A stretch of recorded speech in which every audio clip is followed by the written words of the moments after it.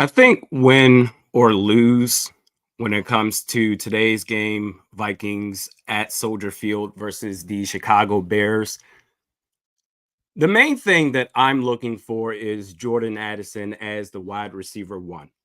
I think if anything is going to click with head coach Kevin O'Connell as far as why you need to use him more, especially in two receiver sets, don't have him sitting on the sidelines, is what he does as the main target in this game with Justin Jefferson being out for at least 4 games. Now, that aside, I saw quite a few things yesterday that I found very interesting. Number one, the Vikings had scouts at the North Carolina Miami Hurricanes game last night.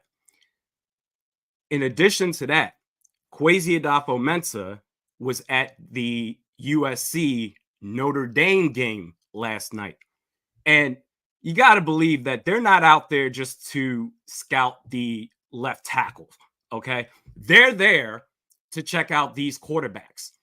And Caleb Williams did have a bad game yesterday, but it was a bad game. With that said, sidebar, as far as the big three of quarterbacks potentially declaring for the 2024 draft, I always thought that Shedeur Sanders was the best prospect. I just see a lot of things with him with a bad offensive line, bad defense, but in spite of that, he makes NFL throws. And I think that's just easily transferable to the next level. However, last week against Arizona State, he's doing the watch flash to the ASU fans. And I'm like, I don't really like that. But then even this past weekend or this weekend going up against Stanford, which I went to bed, they were up 29-0. And I woke up, goodness, today or yesterday, because they played on Friday. I woke up on Saturday and said, they really lost that game. But that aside, in the middle of that game, Shedeur Sanders is posting merch on Instagram. And quite honestly, that just tells me that your head's just not all the way there. Outside of the confines of a game, yeah, okay, promote your stuff, do your thing, get your money. But in the game, you just need to be focused on football, nothing else. So quite honestly, that drops his stock for me personally. But getting back to the main point, Kwesi Adofo-Mensah at Notre Dame, Caleb USC, and scouts, Viking scouts at UNC Miami, that says, all right, let's go ahead and see these two quarterbacks up close and personal. In addition to that, I also saw, according to Diana Rossini of The Athletic, that the Minnesota Vikings have received calls and will, quote, will continue to listen on Danielle Hunter, Harrison Smith, and KJ Osborne. So I feel like that tells me this game means a lot as far as the direction that they're going in for the rest of this season.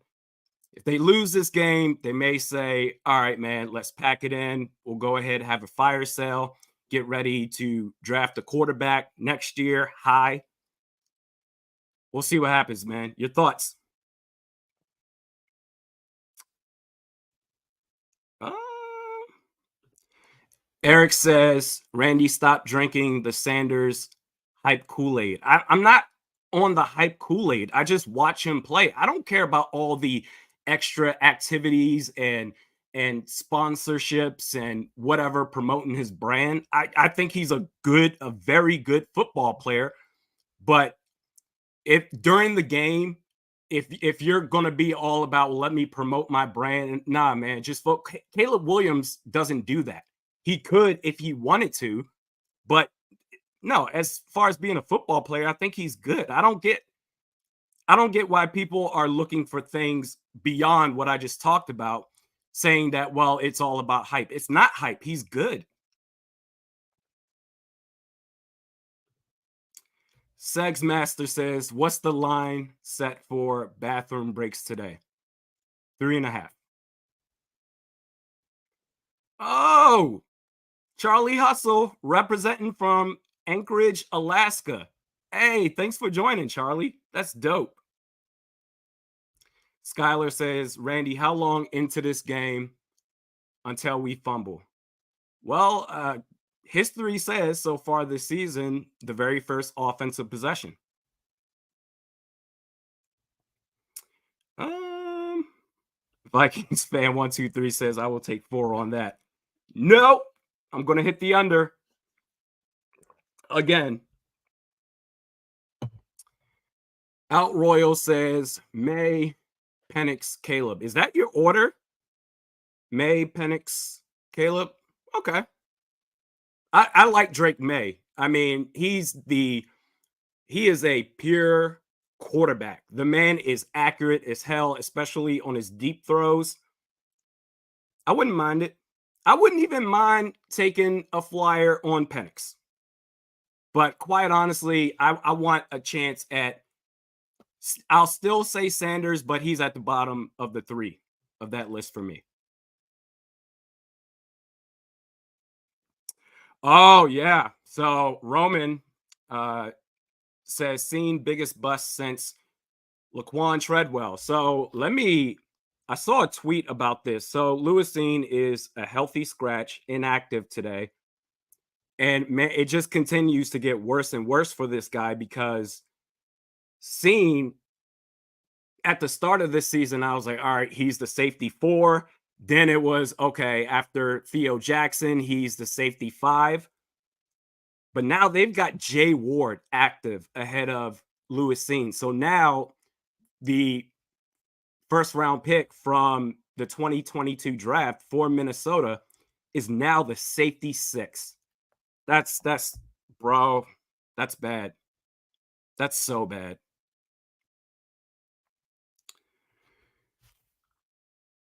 Tommy says party time. I think this game is whatever. It's one of those things where if they win, cool, technically you're still in it. If they lose, then hey, you're putting yourself in a better position in next year's draft. I don't think there's any way, really, crossing my fingers, I don't think there's really any way to get upset about this game. Now, for YouTube TV, there doesn't seem to be any issues. In fact, what time is it? All right, 12:53 Eastern. So 7 more minutes before the game starts. So last week's live stream where Sunday Ticket on YouTube TV, it was acting super weird, and the game came on last second right at the kickoff, but it looks like I'm good now. That was so stressful. I hope to never go through that again, especially on a live stream. I'm supposed to have my stuff together. Josh says, if we win against the Bears, it's not a W for real. It's the Bears. Come on, someone has to get fired after the start we had. I'm just sick of the same stuff over and over. Well, the thing is, this isn't a gimme of a game. Not anymore. The Vikings are 1-4. Chicago is 1-4. The last 2 games, Chicago has scored 68 points. This isn't a gimme of a game. And I don't think there's really any gimme of a game for the Vikings the rest of this season, seeing how they've played. I've said it before that I'm going to give them this regime through 2024 before I start saying, all right, we need to make some changes here. That is only under the condition that Justin Jefferson doesn't demand a trade. If he does, all bets are off. I'm done.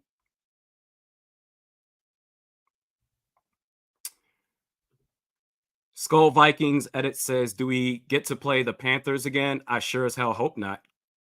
It took everything to beat them. Nah, you gotta, if you're supposed to be, yeah, we got the game on now. Thank God this isn't a repeat of last week. But no, if you gotta, the one thing I've been yearning for is that as a Vikings fan for almost 24 years, I've just been yearning for just to see this team consistently compete. I don't even, I'm not even, I think I'm fair in the fact that I'm not even saying win a damn Super Bowl. Yes, I want them, excuse me, I want them to, but I just want to see them be competitive, not this. Okay, every couple of years we can maybe make it to the NFC Championship game, then get blown out, or the rest of the way, middle of the pack. Not great, not terrible. I would love to be in the 49ers situation right now. Whereas, yes, they've won championships, but they haven't won. They haven't won. I can't. When was the last time they won? With Steve Young? With that said, how many NFC championship games have they been to the last 15 years? Multiple. I would love that. So, no, I don't want to keep playing. I don't want to play the Panthers 17 times a year. Like, go out there against whoever is on the schedule and kick some ass. I also saw from Adam Schefter as they show Kirk Cousins. So we've got 4 minutes before this game starts. As they show Kirk Cousins, Adam Schefter said literally what I've been saying this entire time, that Kirk Cousins has no intention of waiving his no trade clause. Like, it's over. That was just the most duh scenario of all time, but yet the national media just ran with it. Oh my God, this will be so great, and the Jets need to call. He's not leaving. He's not. Why would he waive his no trade clause in the middle of the season, especially to go to the Jets, where they're waiting for Aaron Rodgers to be healthy next year? Then he's going to have to move his family again in less than a year, twice.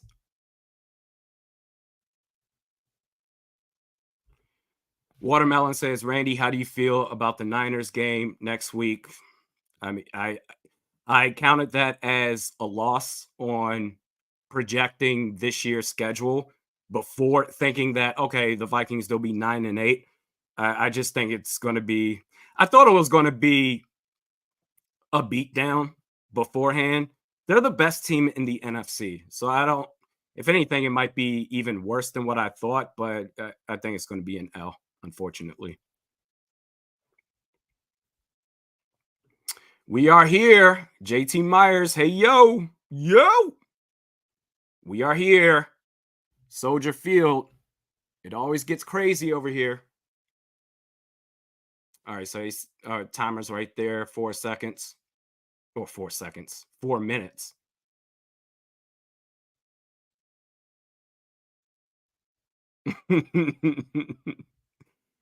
So this says, Randy, you baby face. I know. Shaved my beard, and my wife is just like, you look like you're 13 years old. Go to school.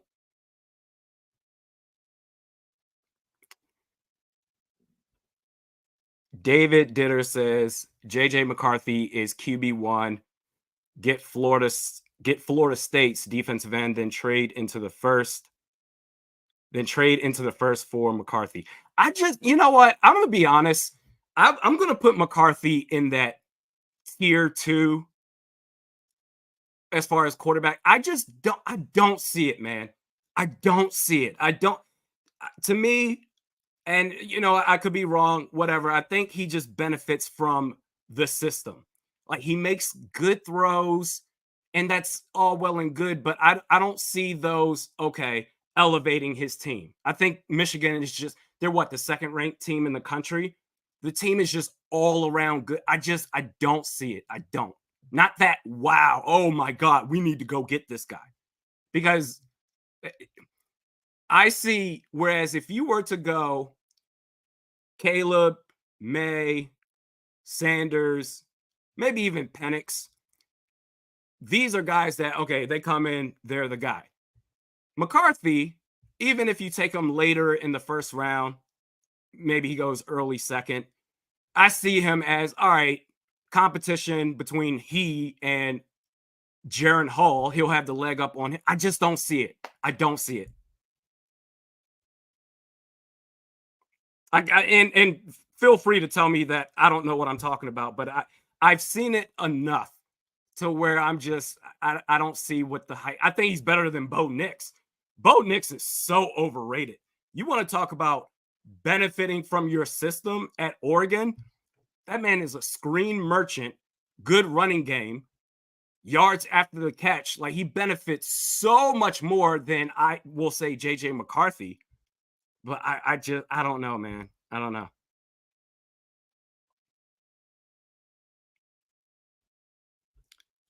Skull Vikings edits. Great point. I want somebody exciting, not just a high floor, low ceiling. I'm right there with you. This is a rare opportunity to go get one of the guys. Something that, you, as you said, Skull Vikings, to be excited about. JJ McCarthy is, oh, okay, yeah, that's, hey, cool. He could be good. Nah, I'm done with that. I'm done. I don't want to go through just one time, even if it's a huge swing and a miss. The big three. That's what I'm interested in.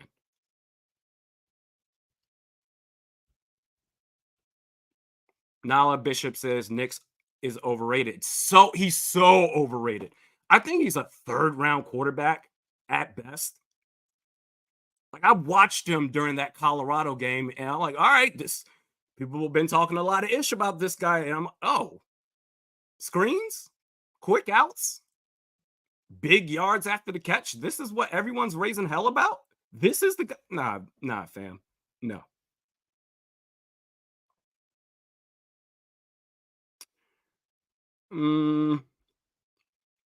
A guy from a zoo says, "Would you bench Kirk? Would you bench Kirk for Hall at some point this year, or are we in pleasing / saving JJ to stay?" I don't think it matters what. I don't think. I don't think it matters what the Vikings do the rest of this season as far as how JJ feels. However he feels right now, whether he's like content or if he's pissed off, that's just what it is. This is just a bad football team. But as far as, I mean, if your team tank at some point, I think it would be nice to see at some point what Jaren Hall can do in an NFL game against another team's first team defense.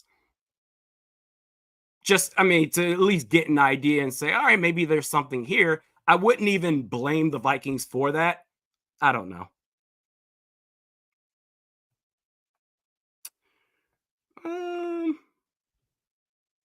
AJG says Trey Lance, Justin Fields, Mitch. I have no interest in getting the flavor of the draft. Well, it happens. You're going to miss out on picks. People have been scouting football players, college football players forever. Mel Kiper, my God, as good as he is, he's been wrong on a lot of players. Like, it's not, but when you see dudes just absolutely killing it, you have to give yourselves a shot. You can't say, well, I don't want the flavor of the month in this draft. I'm going to go ahead and settle down for somebody else. Then what?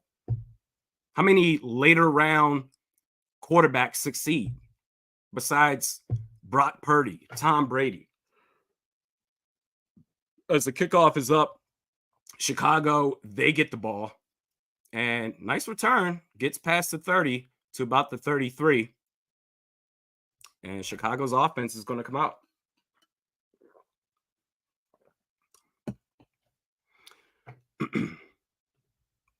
AJG says, did you say Mel Kiper is good, Randy? He has been proven the worst draft evaluator ever.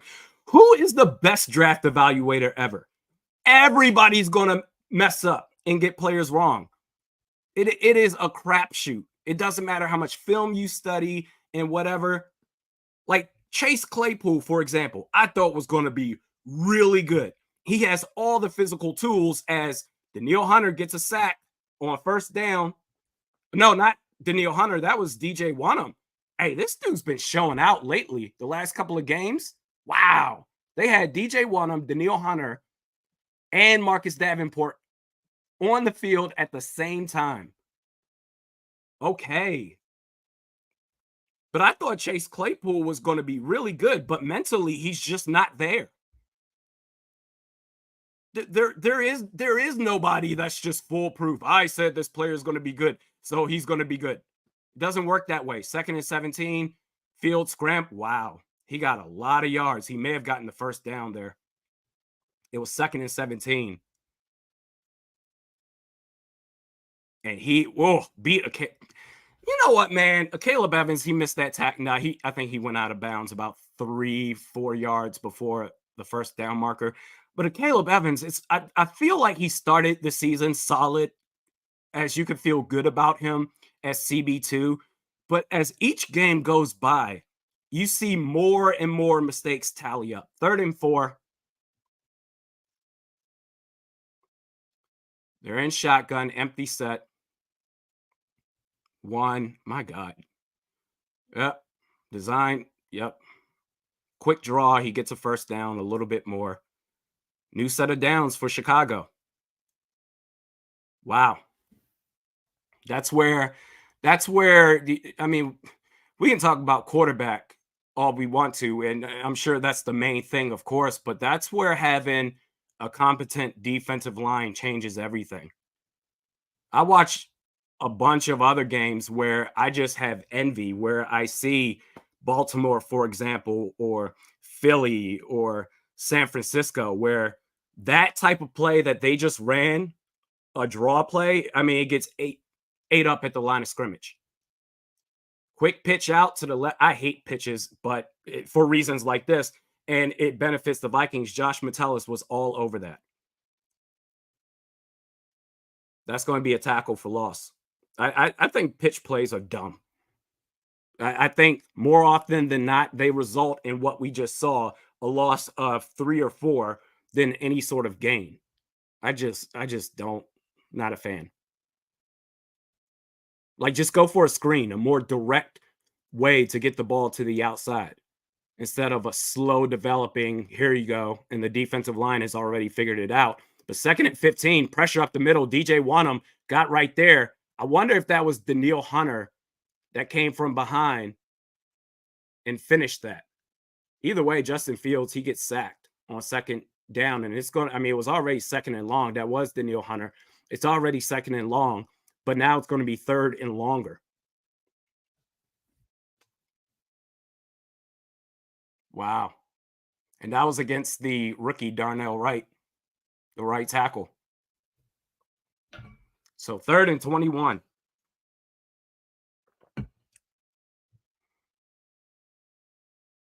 Here we go. Here we go. I think this should be a clear stop. Yep, screen outside. And he couldn't even catch the ball. They just wanted to get off the field. I get it. So 4th and 21. Defense, good job. Gonna punt this bad boy.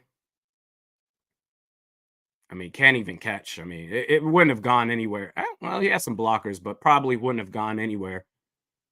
But can't catch. 4th and 21. Getting ready to punt to Brandon Powell. Punt is up. Gets it. Gets past the 30. About the 33.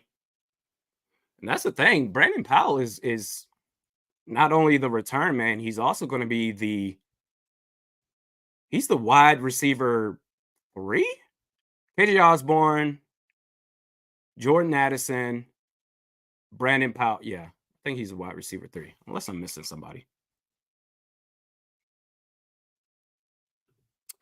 Ty says Andrew Booth Jr. is in at corner. Oh, he still plays? I didn't know that. All right. JT Myers says Chicago trying to out-tank us. They're two bad football teams. Who's going to make the least amount of mistakes? That's who's going to win this game.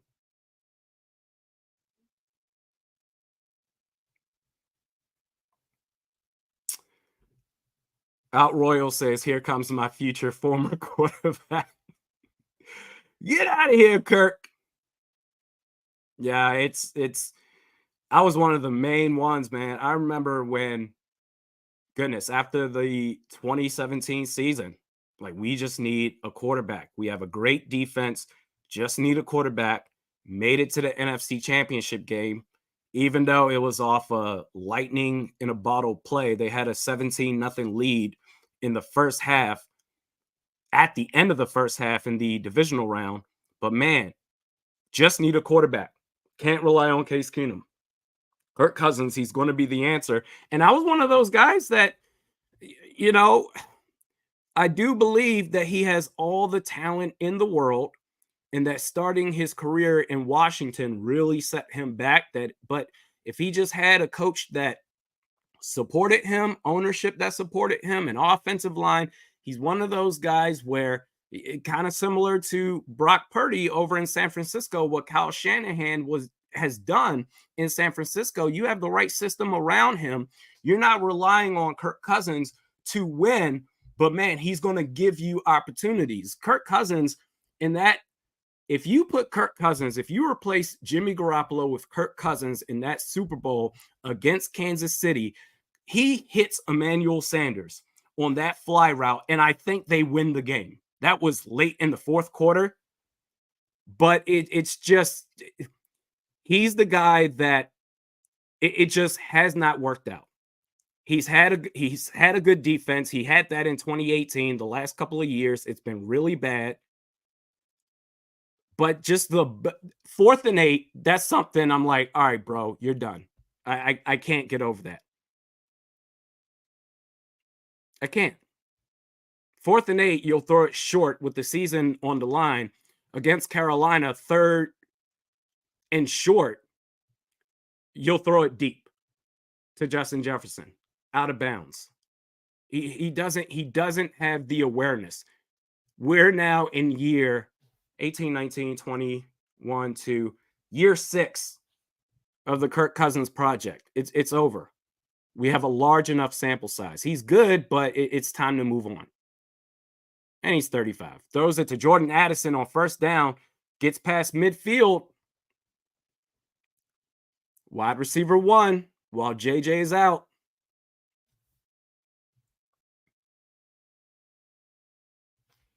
This is what I want to see. I want to see Addison go off to where KOC finally a light bulb goes off in his head. It's like, all right, when Jefferson comes back, and who knows if he'll come back this year, but definitely next year. Oh my God.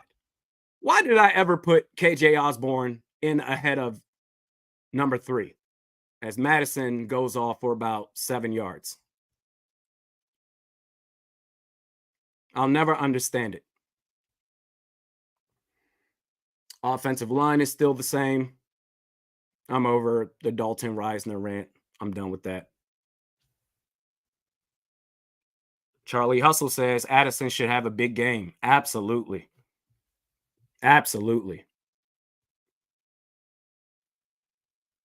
2nd and 5. I thought he got like 7 yards there. All right.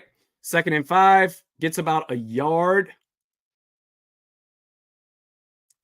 Woo. 3rd down. 3rd and 4.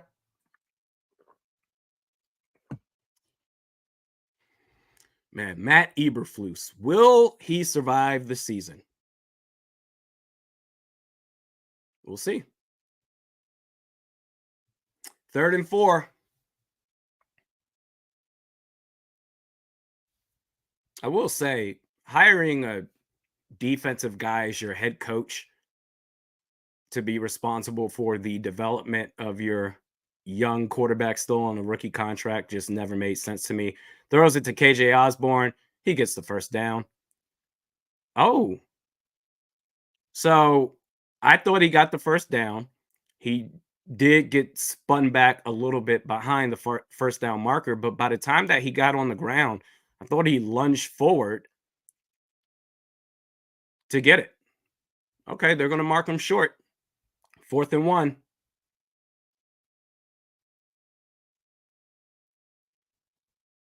What are they going to do? What play call is KOC going to dial up? I think they're going hard count here. Oh no, they're not. They're gonna go for it. I think he got it. Yeah, he got it.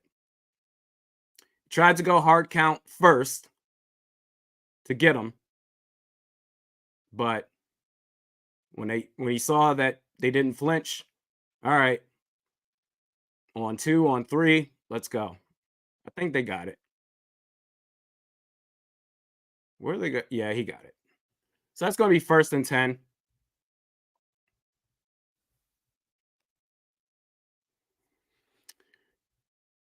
Ball is at about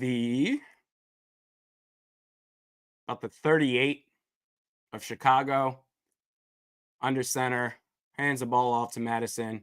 Ooh, just tripped up to get back to the line of scrimmage. Looked like he was going to bust a move there.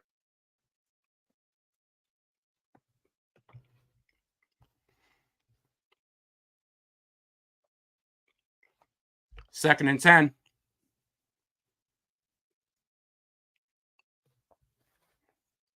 God, this game. So far, Kirk Cousins 2 for 2, 18 yards. Got a barn burner here. Throws it out to the flat to Alexander Madison. That's going to set up about 3rd and 7, it looks like.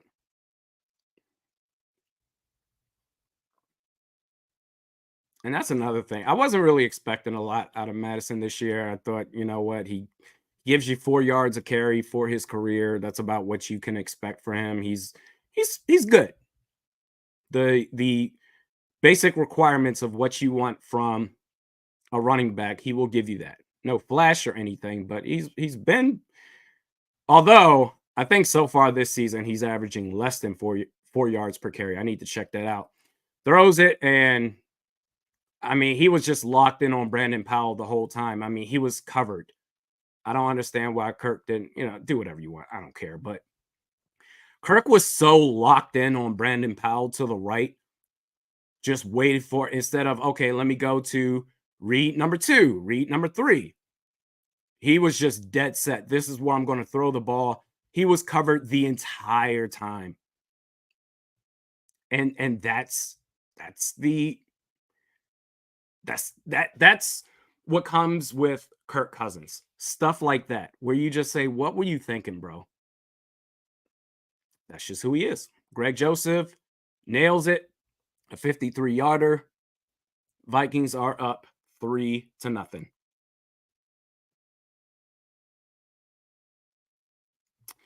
Okay. Nala says, how is that not pass interference? I mean, we could argue that. I don't know. It was, I'm pretty sure that was within 5 yards of the line of scrimmage, but even still, I think that was just good coverage, quite honestly. Kirk didn't have to just sit there and say, I'm going to throw it to Brandon Powell no matter what. You've got 4 receivers out there. One is completely locked up. Go somewhere else. Read 2, read 3. Anthony says, trade value for Joseph. Hey, this dude's been balling, man. Greg Joseph has been playing. I don't think he's missed a kick yet this season. Matt says, no PI. Yeah, I agree. I think that was just good defense.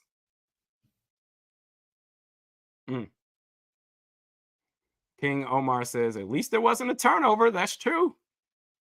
1 offensive possession, 0 turnovers so far. Oh, snap.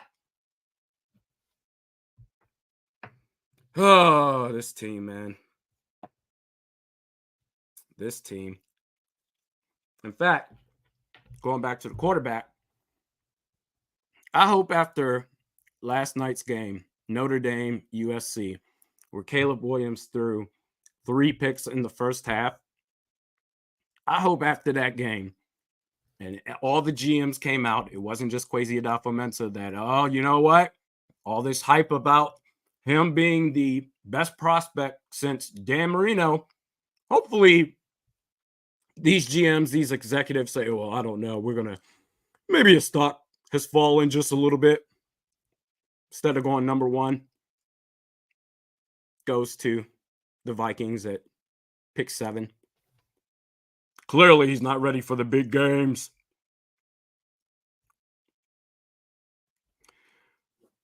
Laura Lee says 1 possession in points. Yeah, 1 possession, points, 0 turnovers. Hey.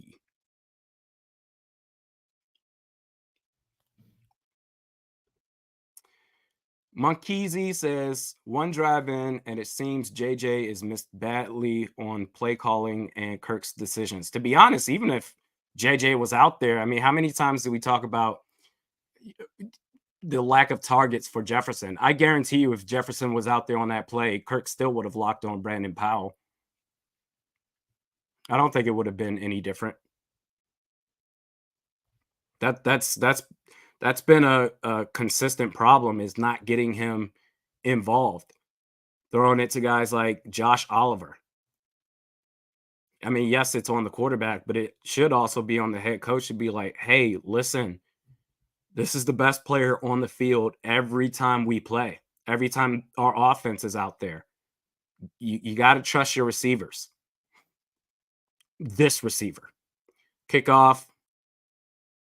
Bears return it. And that's going to, yeah, they're going to get tackled at the 10, maybe at the 11. Deep within their own territory.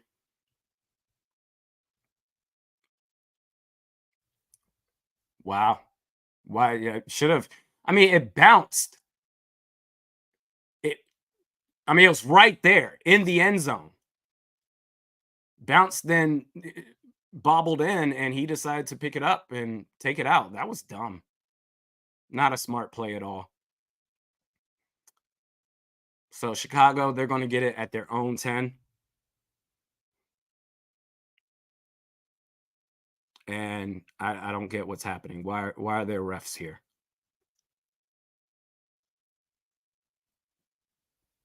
They're saying it's I'm sorry, what?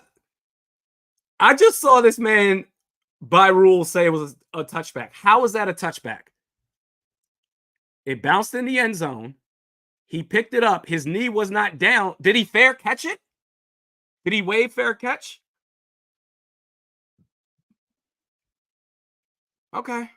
All right. Bad jokes, Brian, after saying I've got the face of a 4-year-old. Says, what's the score? Score is 3-0 Minnesota. I guess he called a fair catch, and I just didn't see it.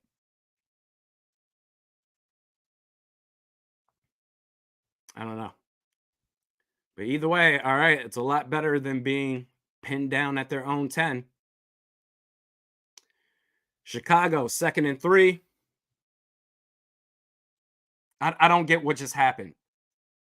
Like, that should have been. Whoo! Watermelon says he never fair caught it. I don't. These officials, man. The back-to-back games in Vikings games where you say, I'm sorry, what? The man picked it up and ran with it.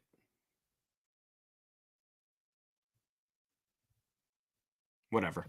3rd and 2. It's big. Ball snap. Quick shot to Cole Kmet. I think he got it. Just got it. Yeah. So that's going to be a 1st down. Caleb Evans with the tackle. Cody says that doesn't make sense. I'm very confused right now. I'm very confused. Because that was not a touchback. Last week wasn't defensive pass interference. No call for the Chiefs player taking his helmet off. And apparently, guy picks up ball in the end zone and runs out. Touchback. Oh, almost got the sack. I think that was Josh Metellus. That was right there. Almost got the sack. But Fields gets it off in time. And I don't know who that pass was to, but very minimal gain. Maybe half a yard. That's going to set up 2nd and 9. Justin Fields is feeling a little bit woozy, slow getting up. Yeah, Josh Metellus, yeah, he got him good, right in the ribs. Oof. Injury timeout, I'm assuming. Mm.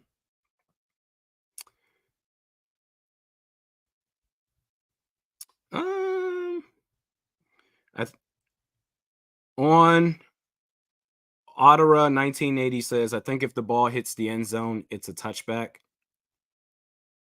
That's true. You might be right about that.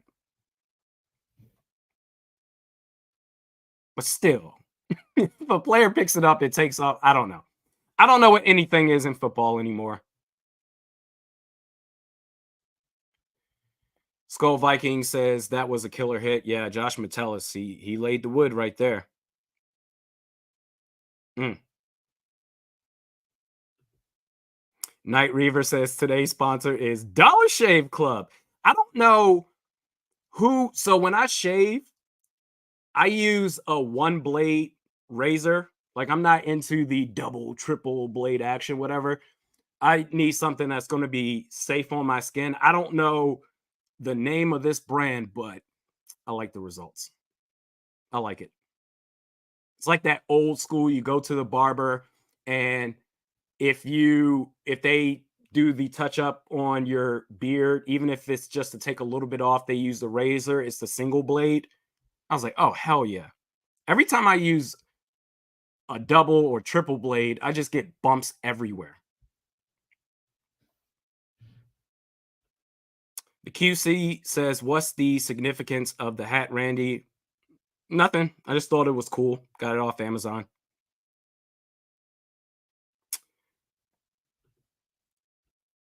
Skull Viking says Kyle Pitts caught a touchdown. No, he didn't. Really? Who threw it to him? It couldn't have been Desmond Ritter. Had to have been Cordero Patterson. Oh, snap.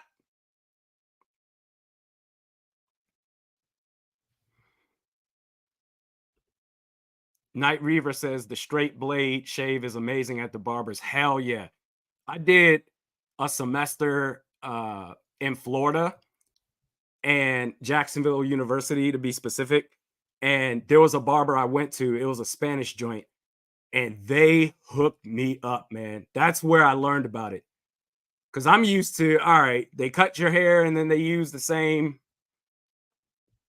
clippers to do your beard. This dude took the blade out. Whoop, whoop, whoop, whoop, whoop. I was like, okay, this is what I need. Oh, so 2nd and 9, and they get off a 9-yard run. I don't even know who the Bears running backs are today. Everybody's hurt. Everybody's inactive. Deontay Foreman. Okay. Oh, they're not going to give them the first down. So it's 3rd and 1.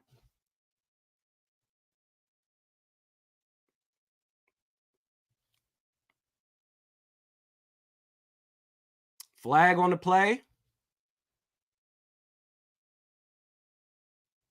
Maybe holding. I feel like it's going to be a hold. Oh, false start. Okay. Why didn't they blow that dead then? Usually false starts is boom, whistle immediately. Excuse me. I don't know why they let that play out. Oh, it was after the play. Okay, it was already 3rd and 1. Then it was a false start. Okay, now it's 3rd and 6. My bad. Here we go. 3rd and 6.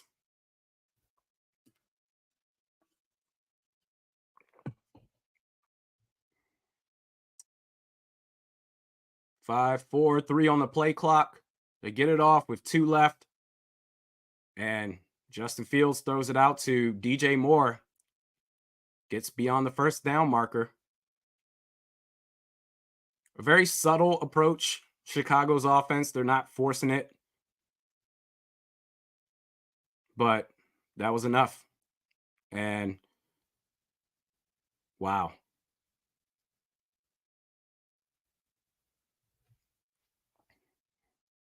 So now, Chicago, where's the ball at now? I'm interested in. All right. Almost at midfield. They pitch it out right. Wow. Oh my God. I said I hate pitches. They rarely work. It worked right there. Gets about 15 yards. I mean, if you've got players that can sniff it out and shed their blocks, then pitch plays, they usually, but nobody could get there. Nobody. Wow.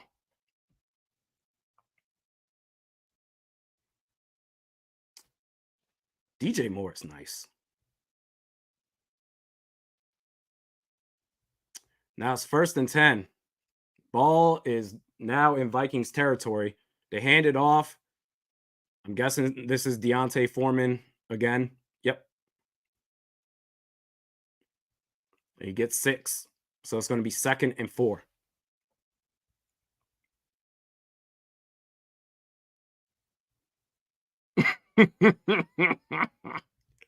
A guy from Azu says, my wife just said, I thought Gary Coleman was dead. What you talking about, a guy from Azu?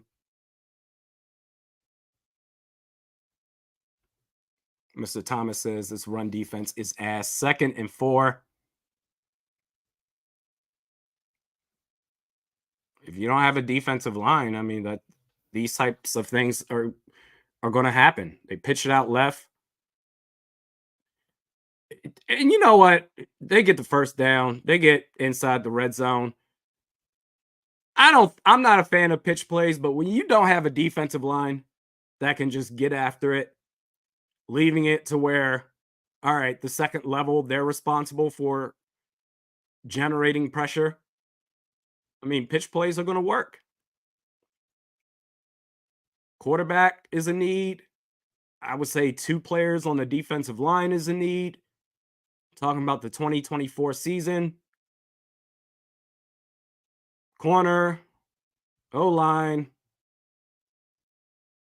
maybe linebacker if Jordan Hicks is gone. And wow, got him on the fake.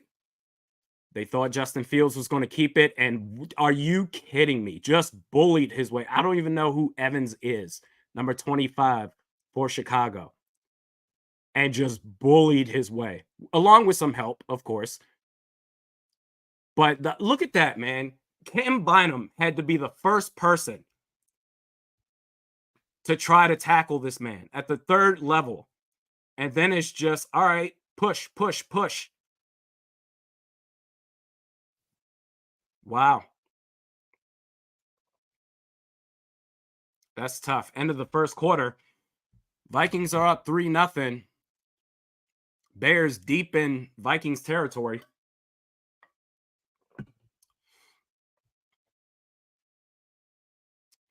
Oh, might have to get a drink here soon. This is rough.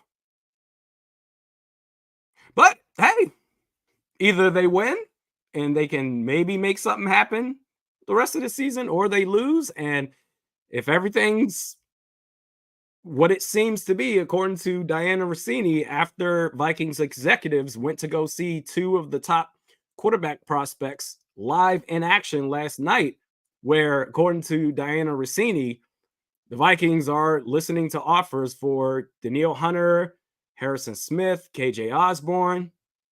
Start planning ahead. Wow. Bloody Soup says Drake May or McCarthy. Drake May. Easy. I really don't get the I don't even know if it's really hype with JJ McCarthy. I know a lot of people like him. I honestly just don't. He's the next tier to me. I want a chance at one of the top guys, quite honestly. Mark says Vikings getting manhandled by practice squad running backs. Yeah, this is. I know Deontay Foreman. I don't know who Evans is at all. D line, man. Games are won in the trenches. We don't have that. The offensive line actually has been, especially the last game against the Chiefs. I thought they were really good, but the defensive line just they don't have it. They don't. Harrison Phillips at nose, I wouldn't say really is a strength. Dean Lowry, I mean, that's just all due respect. That's just skimping. Kairos Tonga, Jacalen Roy. I mean, it's you don't really have anything. interior defensive line anyway. I mean, Marcus Davenport, Daniil Hunter, and DJ Wanham, they've been great. The only thing with Davenport is just can he stay healthy? Can he be on the field? Ever since he's been on the field for Minnesota, he's been making plays. And ball is going to be at the Vikings 7. Snap the ball, hand it off to, looks like Deontay Foreman. Get about 3 yards there. Helmet comes off. Protect yourself.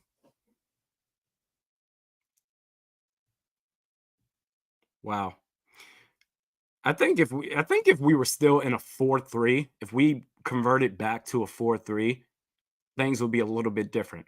Having Daniil Hunter and Marcus Davenport with their hands in the dirt, I think would be a lot more beneficial.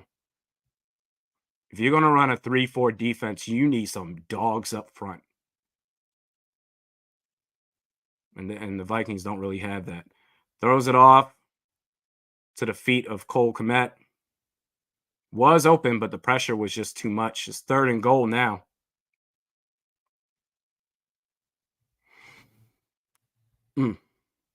See that again. See where the pressure came from. Actually, it looks like, was that Dean Lowry? Yeah. Dean Lowry got there. So did Daniil. So did Josh Metellus. Sending Josh Metellus on blitzes have just been one of the best things going for this defense. He's like an extra edge rusher. And I can't even try to guess how many hits he has on the quarterback. And man, Daniil Hunter was right there, and Fields tried to move up in the pocket, take off. Harrison Phillips made the play, 4th and goal. They're probably going to take the points here. They don't have a good enough offense. Is that Marcus Davenport on the ground needs help getting up? That's tough to see. They're going to take the points here. They don't have the off. Or then again, they may say, screw it. We're 1-4. Let's go for it.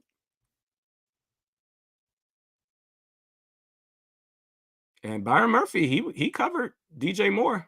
He was there on an island. Yeah, they're going to send the kicking unit out, try to tie it up. 3-all here.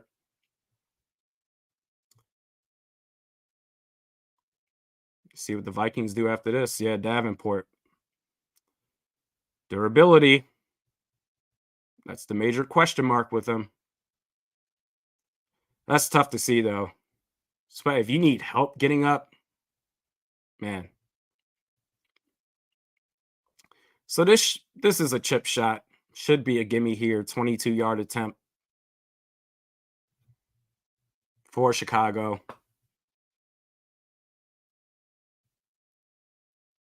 Sitting there taking his time, deep breath for a 22-yarder. Okay, fine. Ball is up. It's good. Tie game, 3-all. Wow. GMax72 says, you look younger with a shave. Yeah, I know. My wife says I look like I'm 15 years old. If I go to the bar, they'll be like, oh, can I see some ID?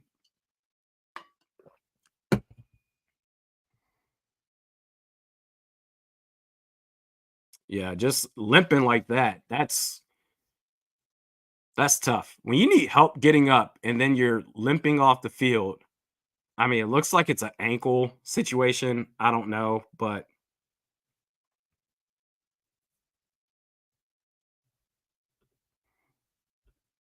Josh says, oh, wait, no. 6-Shooter Nation Gaming says, well, that's a compliment. She's saying you're black don't crack. Oh, Matt Alex says Adam Thielen has been balling like crazy. Yeah, yes. It's true.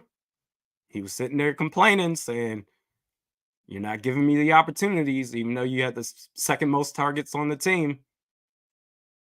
But he's getting it there down in Carolina. But then again, somebody has to make plays. Have you seen that receiving core down there? They got Mingo. They got what's his name? Terrace Wallace. They don't really have much, I would say. Somebody's got to make plays. And their quarterback, Bryce Young, hasn't really proven that he's the guy yet. So, I don't know. Six Shooter Gaming says, man, I'm waiting to see Tristan Jackson. Absolutely. I think he's a baller. I hope he gets opportunities. He should be active. I saw that he was elevated to the roster. He should be active in this game.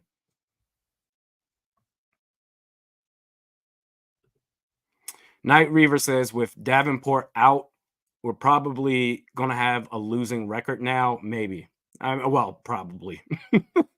Probably going to have a losing record now. But I mean, DJ Wonnum has been playing well. He's going to have to step up as the guy, him and Danielle Hunter. You got players. You got Patrick Jones a second.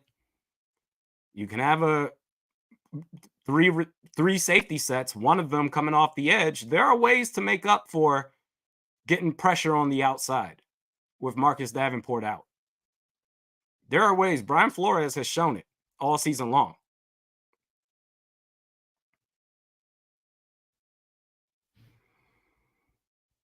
And let's see what they do here. Yeah, 14 plays, 71 yards, almost 8 minutes. That drive for Chicago. Kickoff is up. And it bounces through the end zone, which, if it's anything of what we saw for Chicago getting the ball last, I guess somehow the Vikings returned it, huh? Because I don't know what a touchback is anymore. Wow.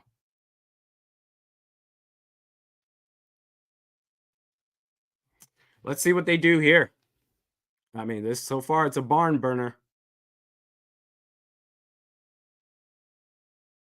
Jordan Addison in 2 receiver sets as I live and breathe.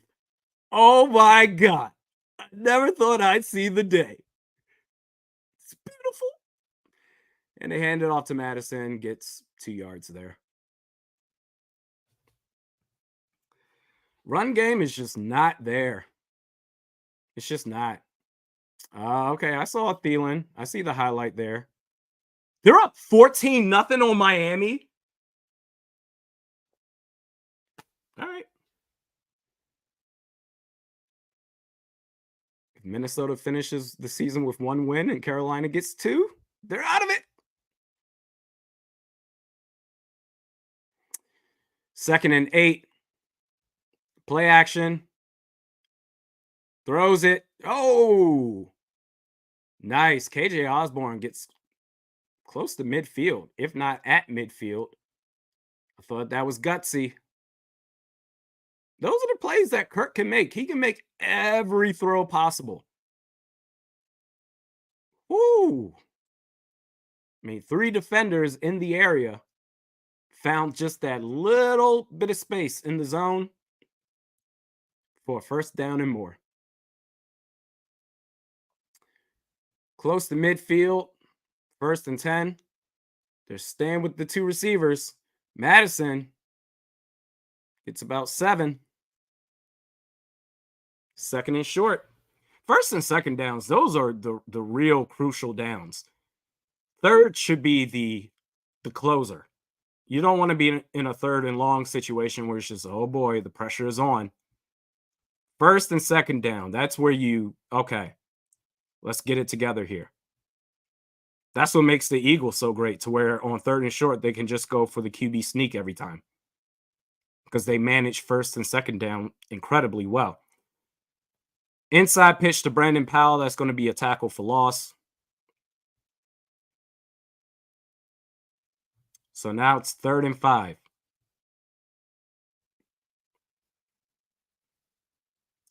Just 5 pass attempts so far for Kirk Cousins. I mean, the play design, it looked cute. KJ Osborne.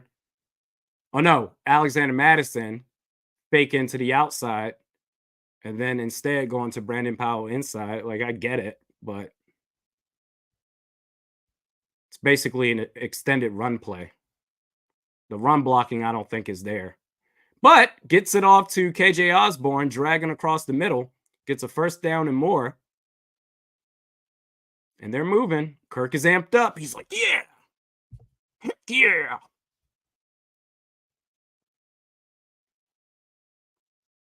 Yeah. You had KJ Osborne and TJ Hockenson basically doing the same route a couple of yards apart. And they're 15 yards from the red zone. Christian Darrisaw, nice pickup. Dump off wasn't there. It was covered, incomplete. 2nd and 10.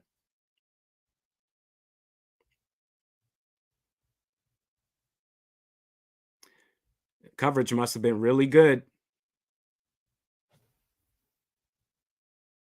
Feel like feel like you can pass against this defense, but it's just not working out. I don't think TJ Hockenson has a catch at all so far.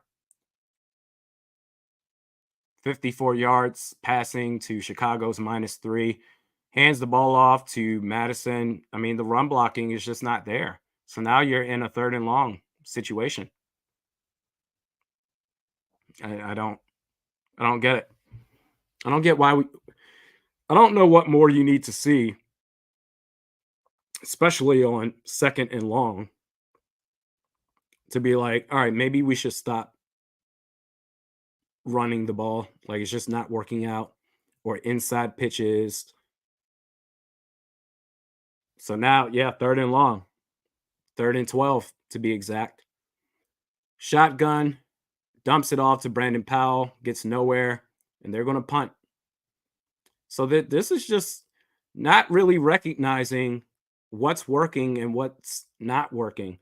The run game, I mean, let's bring up the stats right now. I don't even want to just sit here and be like, oh, it's just talking out of my ass and saying it's not working. Let's see the exact yards per carry right now. So far, 4th and 8. Oh, is it a field goal attempt? Okay. Thought they were going to punt it. Greg Joseph just gets it inside. So now that was a 51 yard. He's made a 53 and a 51 yarder today. Vikings up 6-3. Vikings are averaging 1.5 yards per carry. I don't know what else you need to see there. As a team, let's even go deeper, a deeper dive here for the season. As a team, the Vikings are 1, 2, 3, 4th worst in the league at 80.4 yards per game. As far as yards per carry,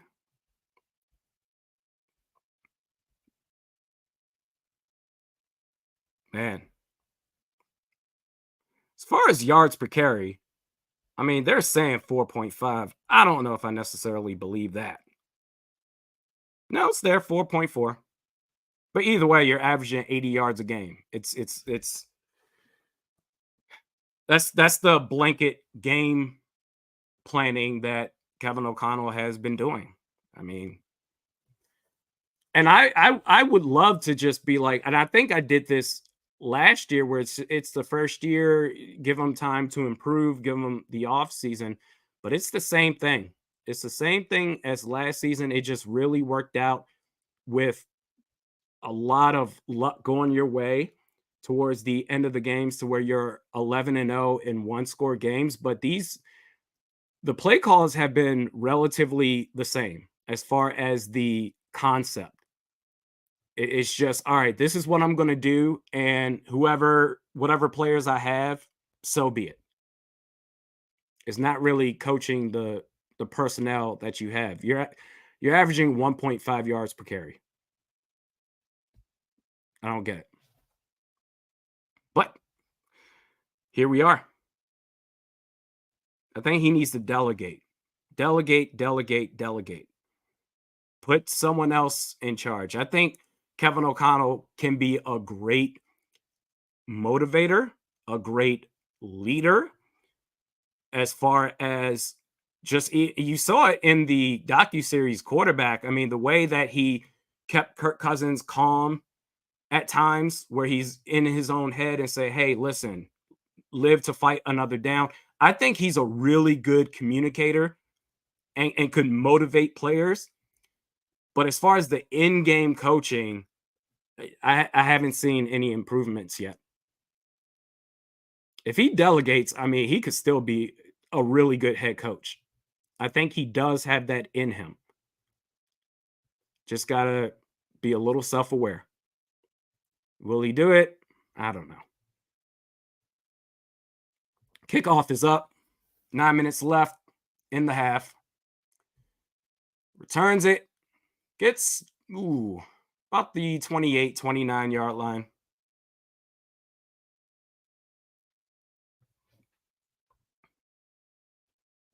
Tommy Gunn says defense needs a turnover. I would say so. They're not really doing anything offensively, Chicago. Then again, neither is Minnesota.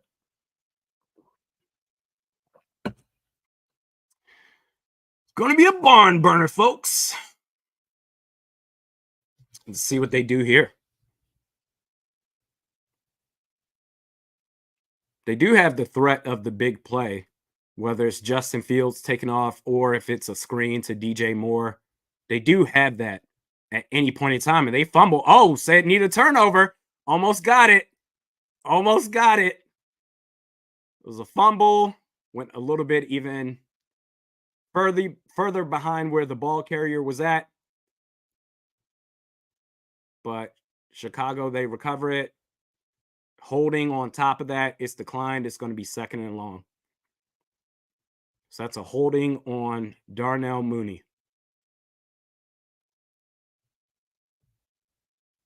And that was Brian Asamoah was out there too. We got a 33 sighting. That was a Caleb Evans too that forced that fumble. Tommy Gunn, we almost got it. Second and 16. This goes in favor of really any defense playing Chicago, even Minnesota's. And that was Ivan Pace Jr. with a pass breakup, 3rd and 16. They're just going to try to get off the field now at this point. Great play by 40. Fields was saying, hey, where's the flag? I don't think that was a penalty. That was just good defense right there. Really good defense.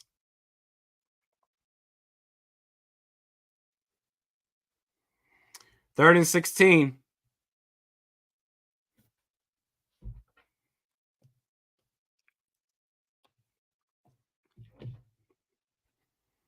Shotgun. I think they're going to throw a screen here. Nope. He's looking down. Takes off. Man. Stopped about 5-6 yards short. Gave himself up. He had room, but it wasn't enough. I think that was that Patrick Jones? I think that got to him. It was a bunch of Vikings jerseys right there too. So they punt the ball. Vikings almost got it. They almost got a block punt, but not quite. Not quite there. Jake says, my guy Pace. Hell yeah. Him and Jordan Hicks. Balling.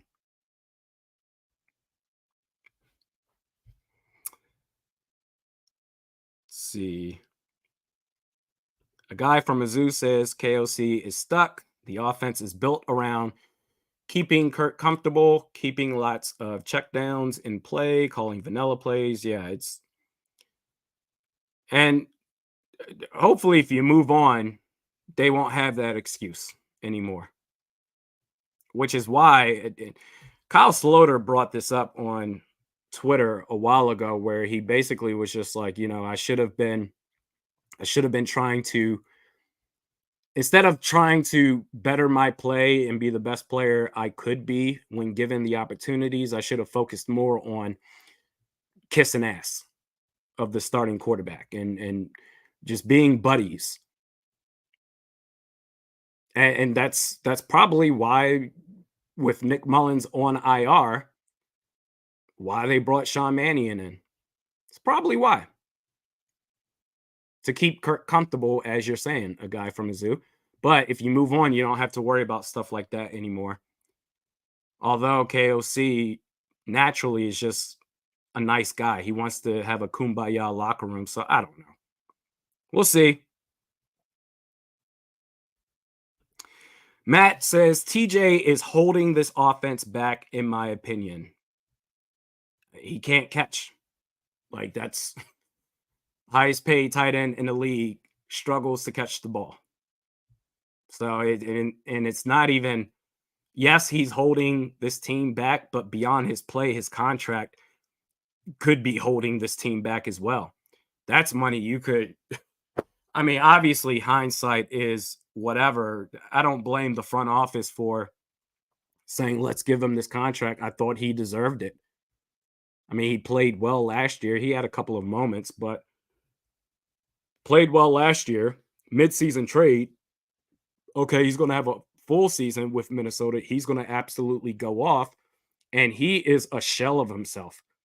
That contract is, you get a rookie quarterback, it helps. But, I mean, still, you have a bunch of dead cap next year, too, including Kirk Cousins and Danielle Hunter. It's tough. I did not see this coming with Hawk. In fact, when the ball goes his way, I'm just nervous now. Just like, oh, God, is he going to catch it? Hopefully he does. And you shouldn't have to think about that with supposedly a star tight end. Kirk throws it deep, and Addison, he was open. He had a step on him, got the ball in his hands, but as he fell, couldn't survive the ground. Jeezy with the super chat, appreciate you. Kirk checking down, not being able to extend plays, driving me crazy. Hate saying this, but trade Hunter, KJ, and Harrison. Kwesi can't mess this up. Yeah, I think especially if you lose this game, you got to think about next season. Danielle Hunter is going to be gone. If you can find, hell, Carolina could probably use KJ to add with Adam Thielen. He's having a really good game. This is a nice showcase for KJ Osborne to the rest of the league that might need receiver help. I mean, maybe the Patriots, if they still believe in Mac Jones, he just needs help. Okay, KJ Osborne, Carolina. Hey, this is a good game for him to go off. I tell you what. Don says Addison just dropped a perfect pass. Yes, he did. Yeah, had the step, perfectly thrown. And it's crazy because once it goes into his forearms and hands, I'm thinking, bam, that's easy. This is easy money now. Just go ahead and secure it, fall to the ground, you're good. But he couldn't do it. Happened too fast for him. Wow. Inefficient says Vikings Nation pumped up Addison, and Addison kept his helmet on and head down. That's a Viking. Charlie Hustle says it's time to break out the Vanilla Ice track. Kirko chains no more. That was funny seeing him with the chains and doing all this and stuff. But you know, when you're 1-4, you can't necessarily do that. Don says the Vikings need a cruise to relax. Oh no, no, you don't. No more cruises for this team ever. Fred Smoot shows up to host it. Bryant McKinney is the bouncer. No. James Anderson says they paying the wide receiver to drop the ball, sabotage the season, tank for Caleb. Yeah, who knows anymore. That Cruz comment. Witty, very witty. Black Iron Pot Records. If that was KJ dropping that pass, all hell would have broken loose. Yeah, I mean, because that was like a one-off for Jordan Addison. He's a rookie. KJ Osborne has been making goofy plays for a while now, where it's just like, all right, after a couple of these where you turn the ball over, you have some drop passes. What's happening? Jordan Addison, this is his rookie season, and that's probably the first I can think of play where you can say, "Come on, JA, come on, 3." KJ has had a long leash of mishaps. Apples and oranges here.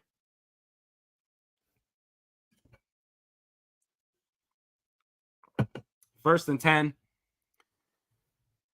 Play action. Pressure's coming. Oh, that's a fumble. Pick it up, pick it up, pick it up, pick it up, pick it up. Oh, boy. Oh, boy. Oh. Hey. Oh, boy. Backwards pass. Pressure came. I mean, let's see it again. So that's going to be a turnover. That's going to be a turnover. Let's see where the pressure came from. That was, oof. Looks like 95 kind of threw it behind to Cam Akers.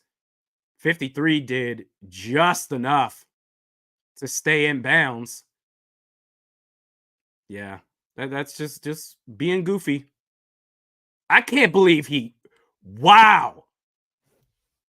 Oh, that's TJ Edwards. I can't believe he got that. KOC said, F, man.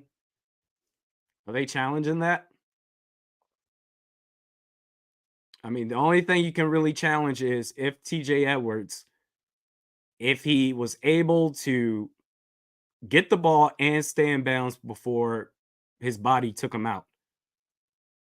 It's hard to tell from the high angle, but if you see it up close, if we could get something like that, a little bit more sideline friendly, because so far they haven't shown an angle that reflects that.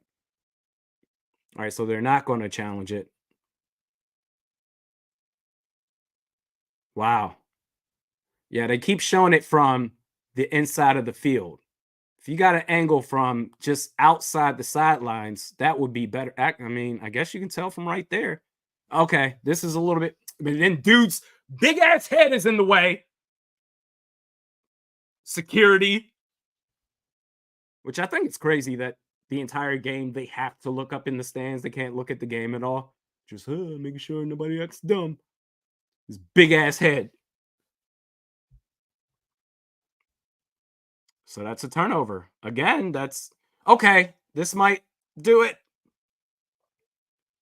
Yep, he got it. He sure did. That's a great play by Edwards. Okay. Leading the league in turnovers.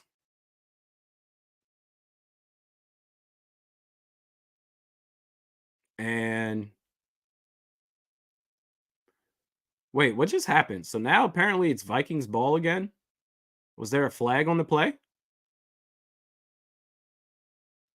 I thought they clearly got it. I don't know football anymore. I'm tired, man. I don't know what football is anymore. I don't know what a touchback is. I don't know what a fumble is. A fumble recovery. But they caught a break. Throws it over the middle. It was in Hockenson's hands on 2nd and 19. Can't catch it. Can't catch it.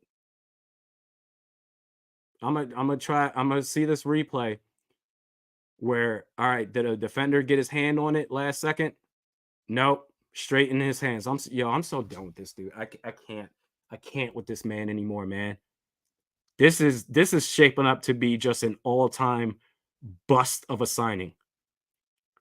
Oh my gosh, man. Oh, Hawk, he can catch it short of the sticks again. He can do that. But stretching the field can't, this, oh my God, get off the field. Just don't even play anymore. Don't even play anymore. Of all the things that you expected to go wrong, Hockenson was like one of the last things.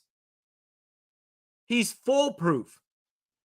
This dude is a bum, bro. In terms of a football player, What happened to this guy? Like, he can't play. In that contract, we're stuck for another 2 seasons after this. You can't play? You're not good? Listen, man, this season, it's whatever. I'm cool, like, but this is not. This ain't cool. This contract on top of the dead cap hits for the Vikings next year. I mean, it's essentially another dead cap hit of $14 million because he's not even here. It's the ghost of TJ Hockenson. I can't do this, man. Put in anybody else. Johnny Munt.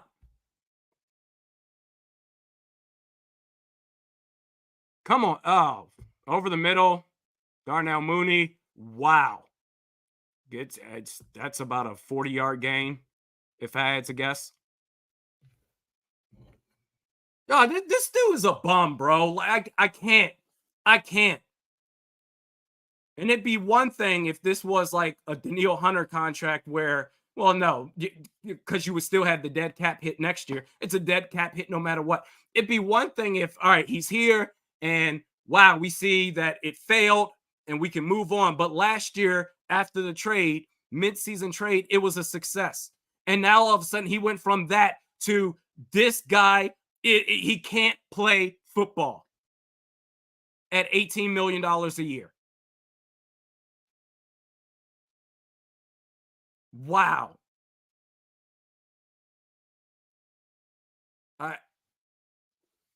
Wow. This man should be booed every time at US Bank Stadium and he drops passes. How many? Yeah, all right, man. How many passes has this man dropped? All right, second and I'll get to it in a second. 2nd and 9, shotgun. Fields moves around, throws the check down to dump off.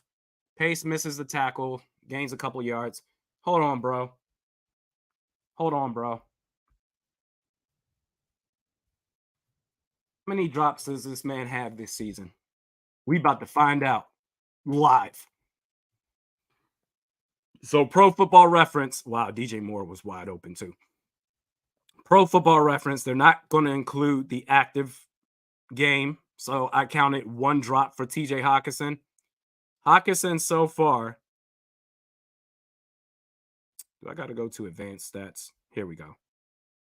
Hockenson so far, including today, has 3 drops. Somehow I feel like it's more. This man is on pace to surpass his season high of 7. He did it twice. And one of them was last year. And before that, 2020.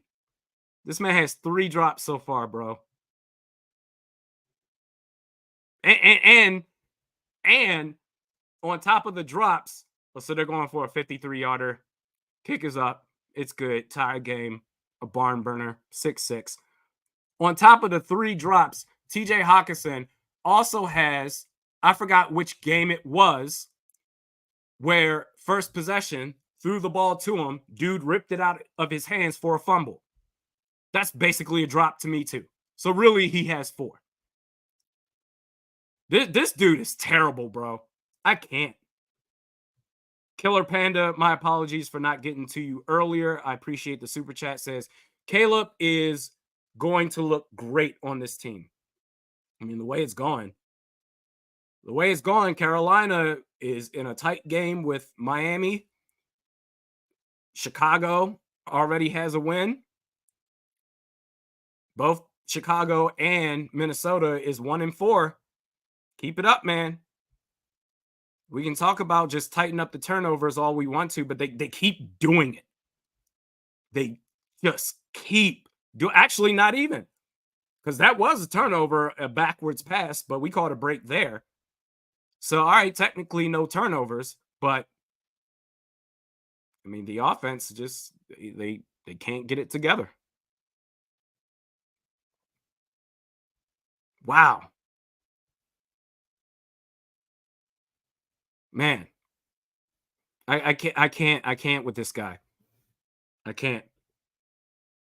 Carpet says battle of the kickers today. Yeah, that's basically what it's coming down to. Neither offense is has really established themselves. So it's going to be one of those types of games again, just like Carolina. Except for Chicago, their offense is as bad as Chicago is, their offense is significantly better than Carolina. Dean says bench Hawk and seize the opportunity of Drake May. Yeah, it's he should not play. KOC, if guys can't make plays, then we're going to find other guys who can. I mean, Hockenson is public enemy number one when it comes to that regard. He should not be out there. I'd rather have Johnny Munt. I'd rather take a shot on Josh Oliver running deep routes, even though that's not his game either. They're basically the same player. TJ Hockenson and Josh Oliver are the same players when it comes to running deep routes. Put Johnny Munt out there, bro.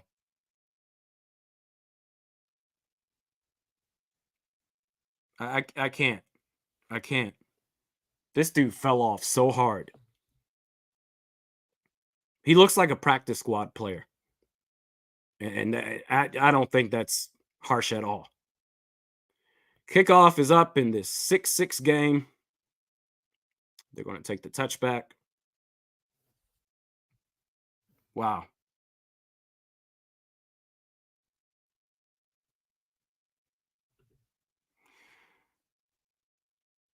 Mark says it is actually could ring up 50 points on us. Are you talking about Chicago in this game, or are you talking about San Francisco? That I could see, but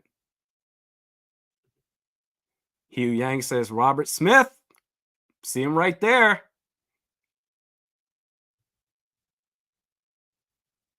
In the booth. 1st and 10. Hand the ball off. Hey, get some yards on 1st down. Oh, snap. Gets about 8 or 9. That's refreshing. Run game struggling. 3 minutes left in the half.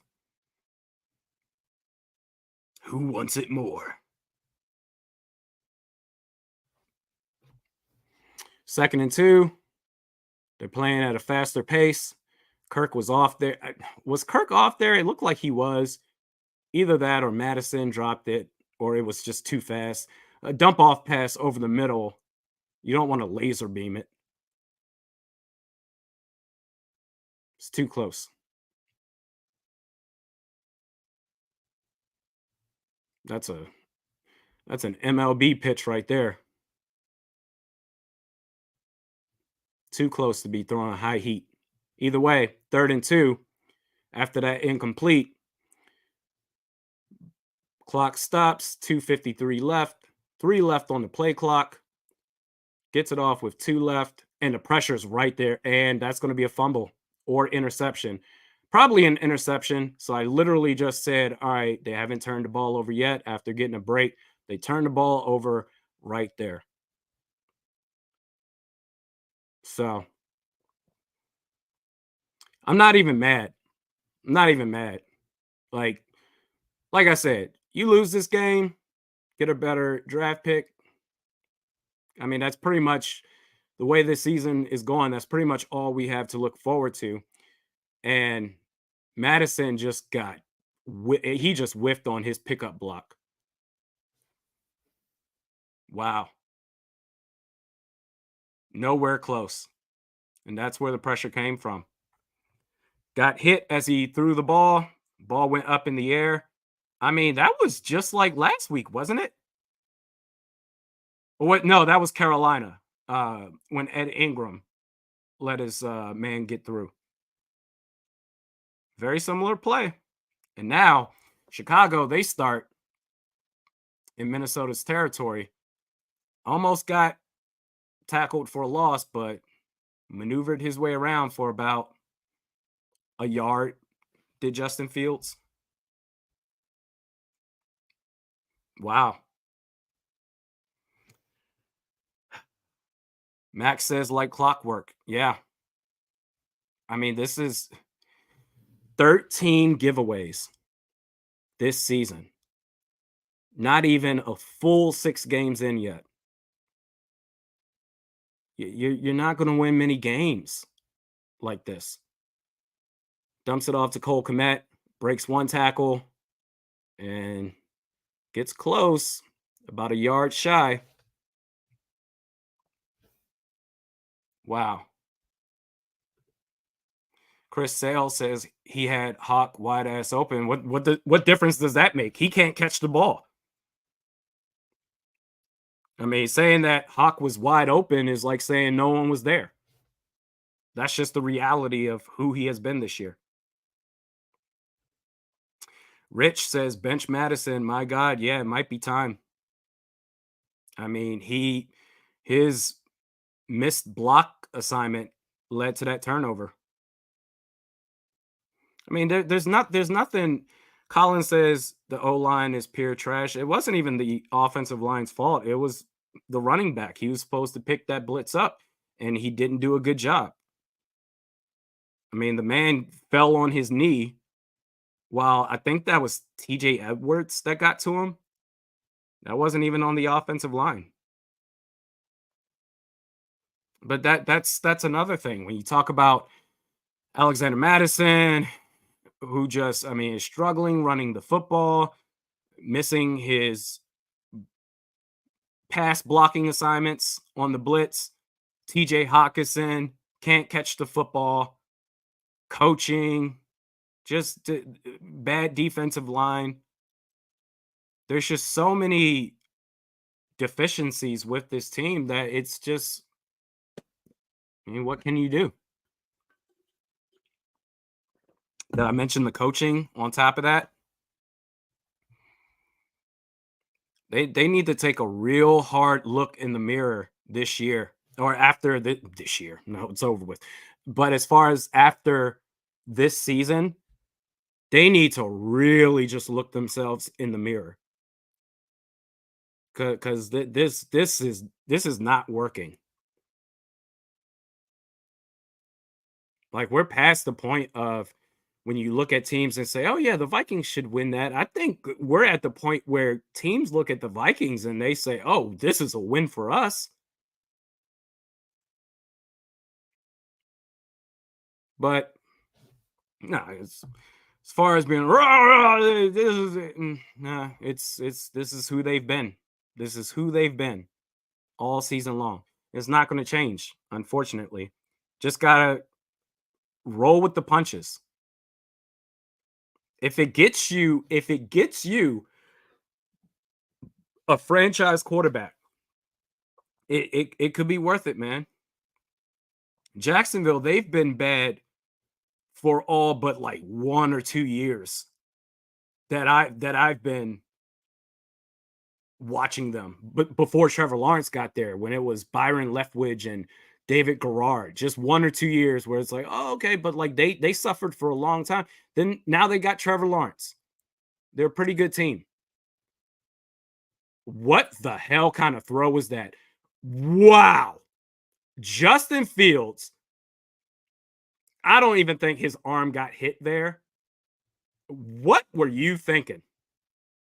That is just a bad play. What was that? So the defense gets a takeaway. I mean, you were already damn near, if not close to the red zone.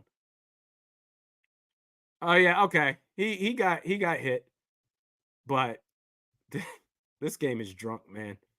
This game is so drunk. Tie game still 6-6. Vikings get the ball back, and that was on who? Was that Hunter or was that Onum that brought the pressure? Either way, they're gonna hand they're gonna hand that ball off. Yes, they are.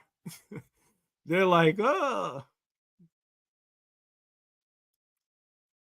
Vikings offense, yeah, they're just a chance. I mean, you got all 3 timeouts, a chance to do something here. They start by running the football. They're going to keep it in bounds. Um, doesn't really seem to be. I'm not sure if they really want to score or not. If they just want to get into halftime and just say, "All right, we'll take 6-6." I don't know what's happening. There's a flag on the play. It looks like it's on Chicago, where the ref just pointed at.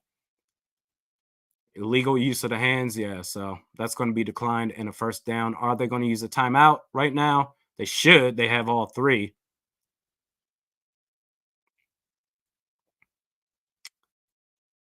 I don't. No signal yet. Players are still on the field, so I'm guessing no timeout.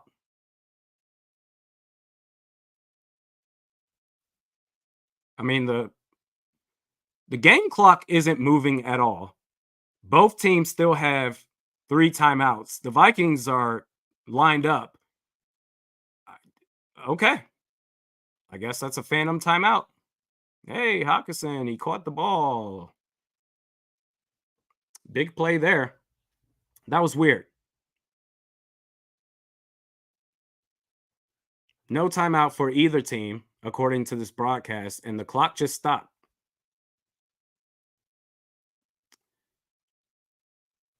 Because of the flag. So now, let's see. It looks like that was thrown to TJ again. Didn't get much there. Vikings use their first timeout.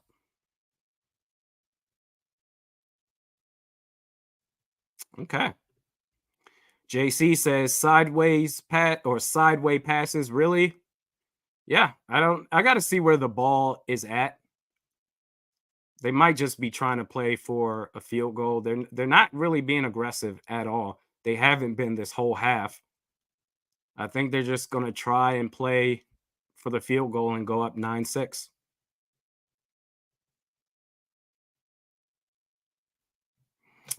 Second and 8. Ball is at. Oh, yeah. Vikings get the ball back to start the third quarter. All right. They're in Chicago's territory. Get the ball off. Dumps it off to Madison. So that's going to set up third and mid or third and short, third and 3. So they got 2 timeouts. They're letting the clock run. Don't agree with this, but all right. 33 seconds left. They get the ball off, throws it over to TJ Hockenson. Okay. He's showing up on this drive. Second timeout. Smitty says he did it again.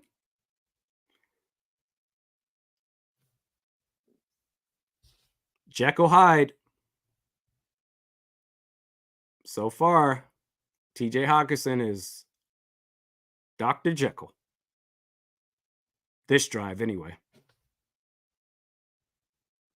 28 seconds left in the half. 1 timeout remaining. Ball is at. Okay, they're close to the red zone, 2 yards out.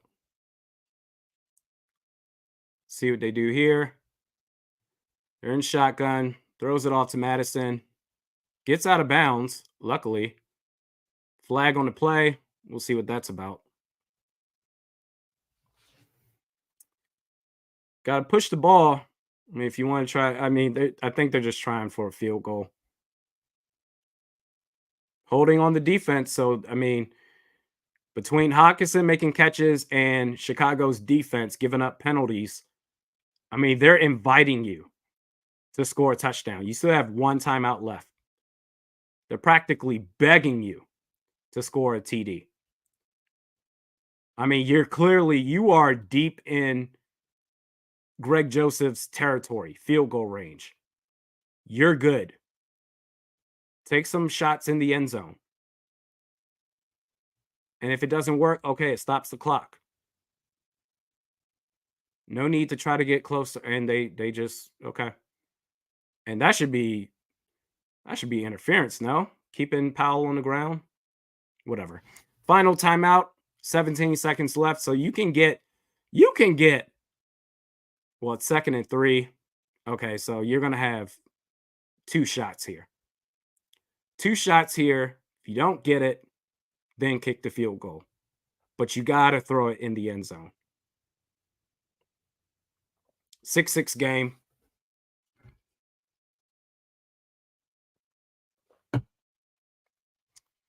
2nd and 3.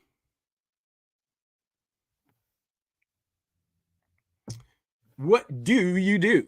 Let's look at this play call. So it's empty set. Addison, no, not Addison. Powell motions. Madison comes back to the running back spot, throws it deep to Addison. Touchdown.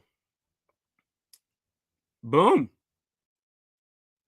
I mean, that's, yeah, that works. Good for him. Good for number 3. I mean, well executed.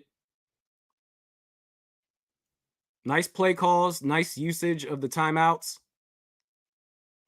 and you got a touchdown. I mean, this could be the Vikings offense all the time. Oh, and that's a ooh, blocked extra point. Nothing's easy, huh? And he's going to get caught. Yeah. So 12-6. All right. Everything has to be difficult. Oh, not surprising, though. Let's see where that came from. Did it come from the edge, from the middle? Yep, the middle. Looks like 94. Not sure who that is. But Addison gets a touchdown. That's, I believe, his 3rd of the year so far. Okay. Mark says Joseph was due for a bad kick. Was that a bad kick, or did the protection let him down? Say the say the Viking special teams was due for a bad kick. I don't think that was on Joseph. I don't know. Wow. 12-6. Just a nasty score. Looks like just 4 field goals so far for Minnesota. But they scored a touchdown right there. And Chicago, they're going to get the ball back with 12 seconds left. They're probably going to take a knee, be like, let's get the hell out of here. And Minnesota, they get the ball to start the second half.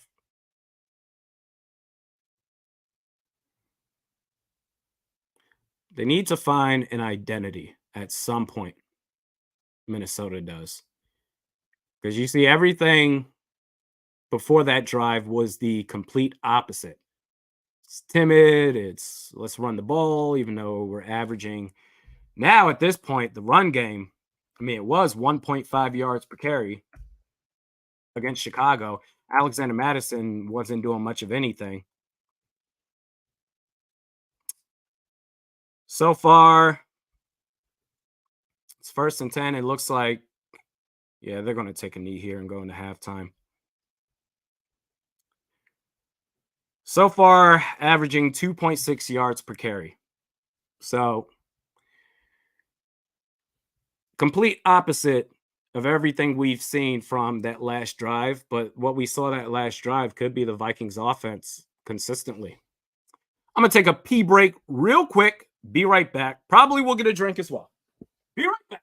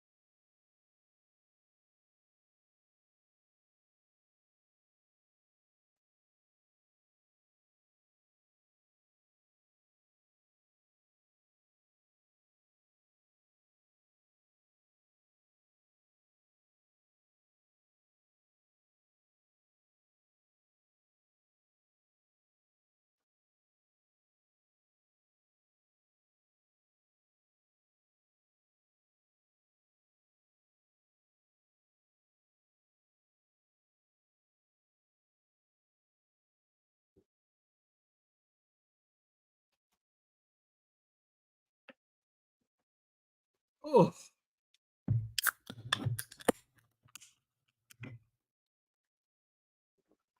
Over or under P breaks, 3.5. I've only done it once. Or did I say 2.5? Can't remember. Either way, just one so far.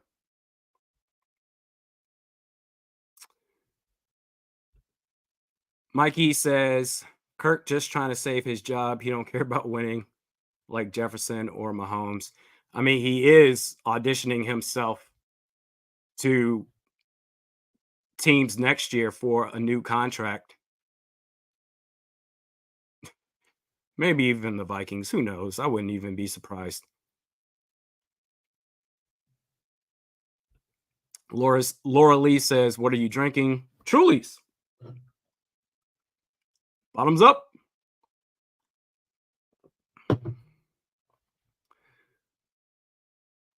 Casey says, me loves you, Randy. You're a true Vikings fan. Thank you. Appreciate that. Thanks for joining the live stream. Inefficiency. Put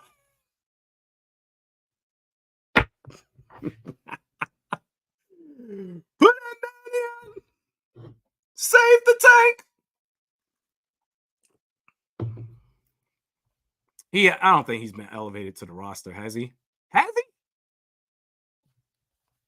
Let me find out. I know at some point he will. Is he for this game? I must know. Please hold. I'm about to find out.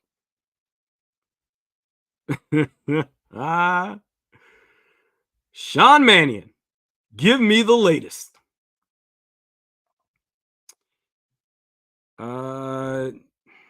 No? Yeah.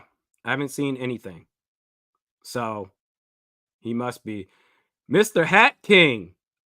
He's got the total game system set up or football viewing experience. That's dope. Wow. Thanks, Mr. Hat King. Put him in.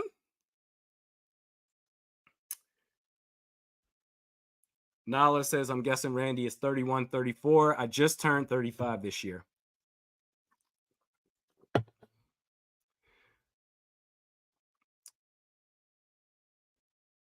A guy from a zoo, Randy, grow a bomb mustache, go as Steve Harvey for Halloween, then call this show Realistic Harvey. Ah, that's witty. I like it. No, I have my costume already. I ordered this thing back in the spring, and I'm very excited. I'm going to do it, not, goodness, 2 Sundays from now, which that's going to be, which game is that? That's going to be the Packers game. Oh, God, Packers. Yeah, even just thinking about them. Yuck. But yeah, for the Packers game, that's when I'm going to wear it. I'm very excited for it. Realistic Harvey. That's funny.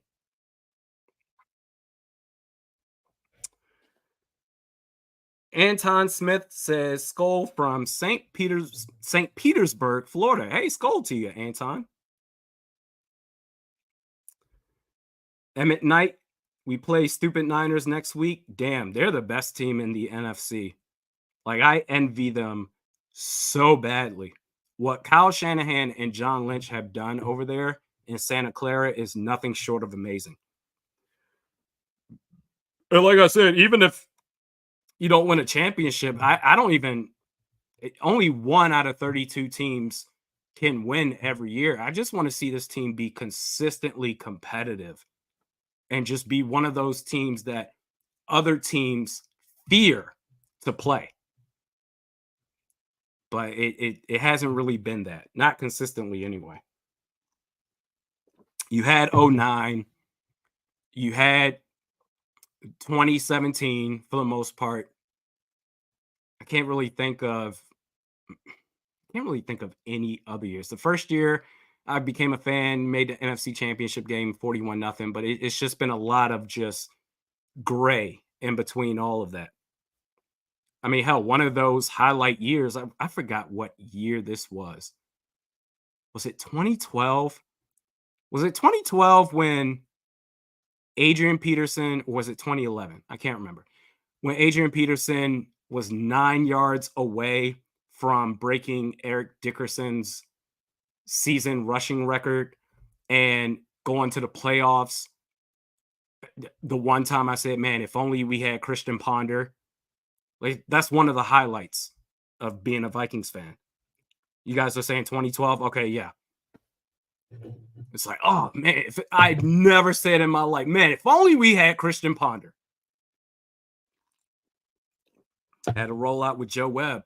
And I remember that first drive, they did a I think, what was it, a read option, whatever it was. The first drive, faked it to the running back. Webb kept it and then took off for about 15 yards. And I was like, oh, okay, we about to going up against Lambeau. I was like, all right, cool, man. But then that was short lived.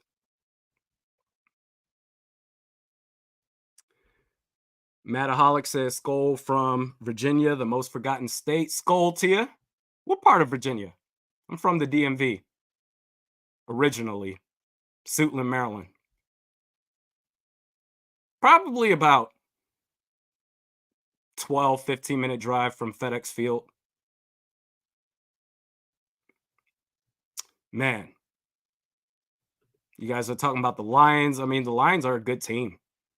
They're one of, I mean, hell, if you really think about it, in the NFC, I'll go San Francisco 1, Philly 2, and then number 3, I think you have to put Detroit there. You have to. And then after that, it's just a wrestling match for scraps. But Detroit is really good.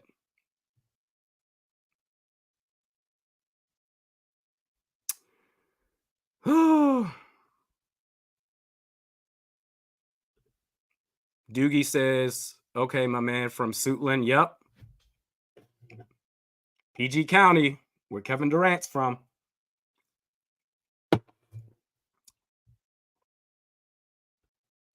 Rashawn says, yo, the Lions trading TJ to us was the biggest finesse. I mean, we all celebrated it, right? In real time. We all were just like, oh, hell yeah. This is going to change everything. Take some pressure off of Justin Jefferson. I mean, he was thought to be one of the best tight ends in the league. You can't fault the Vikings front office for that. But in hindsight, yeah, you might be right. The Lions, that trade on top of the 2022 first round trade, it's like, oh boy, they are just. Although with that selection at pick 12, they went with Jameson Williams, who I did want, but he hasn't done anything. But still, TJ Hockenson, I'm not going to let one drive, which he was really good, but come on, bro. I'm not going to let one drive be like, oh my God, he's back. We can't have these spurts of being inconsistent. Not with your cap hits, especially starting next year.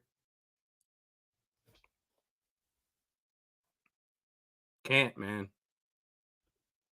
Jay says it's way too early to say the Hawk trade was bad.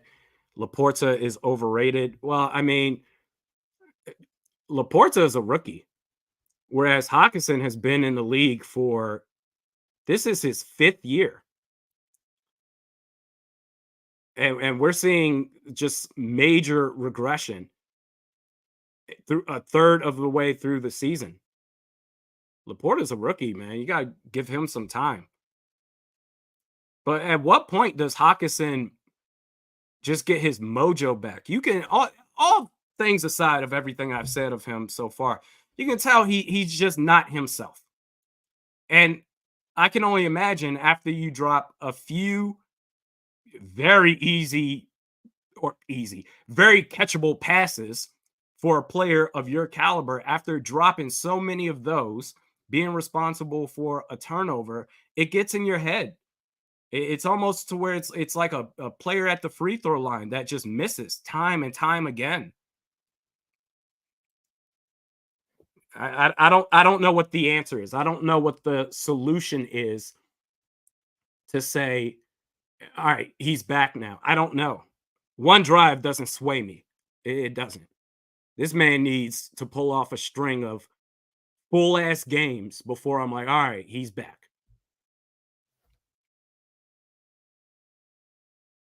I don't know. Tommy Gunn says Hockenson is out of character. He doesn't look. There are so many like pictures and stuff that I would use for thumbnails before this season talking about Hockenson where he's jacked up and he's right. You don't see that with him this year. This year he's just kind of wobbling around and he looks like he feels sorry for himself.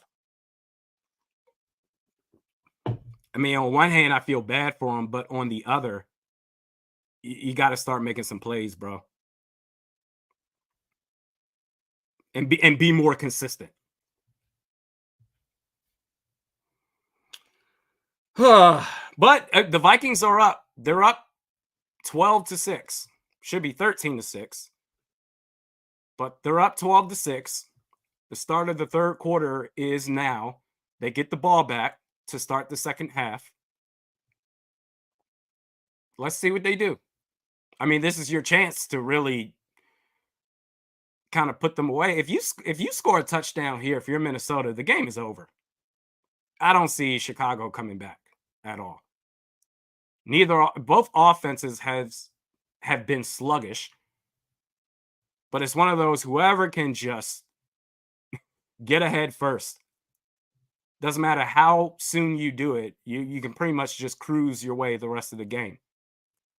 Kickoff is up. JC says Reisner for Ed Ingram. This game, I don't think he's been bad. I don't think the offensive line has been bad.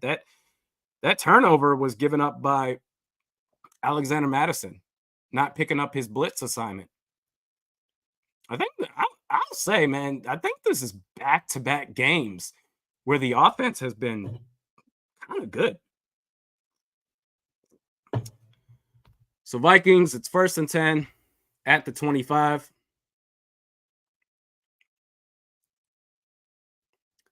Kirk is under center, pitches it out left. Got some nice blocking on the outside, gets about 5 yards. It's going to be second and mid, first and second down management. That's what it is. The goal of every drive is to get a first down within your first 2, or if it has to be a third down, make it third and short. Make it something to where there doesn't have to be this cloud over your head for third and long. So 2nd and 5, let's see what they do here. Fake, okay, gives it to Hockenson, and no gain. So it's going to remain mid, 3rd and 5 now.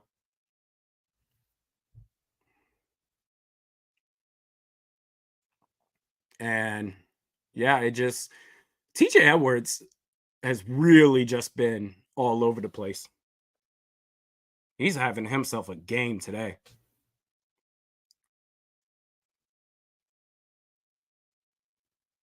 3rd and 5, empty set. And he throws it to, was that KJ? Couldn't hold on to it. Is a little bit stretched out wide. And that's going to be that. Easy come, easy go. He was locked onto Brandon Powell right there. He wanted to throw it to him so bad, but then he was like, screw it. Good defense. I mean, could really only had to get it outside the range of that defender, which Kirk did, but it was too much for KJ to stretch out for. Ryan Wright with the boot. Oh, just avoid it. Just avoid it. Catcher interference. So Chicago, they're going to come out onto the field. Still a 12-6 game. And this is just a sloppy, gross, nasty game. But it's football. We all love it. Excuse me. They are capable at any moment of the big play. I talked about this earlier, especially to DJ Moore. So they hand the ball off, and wow, they had him. They had him for very little gain, and I think that's Deontay Foreman who gets off about 5 or 6 yards there. Went from nothing to all right, 6 yards. Couldn't make that tackle.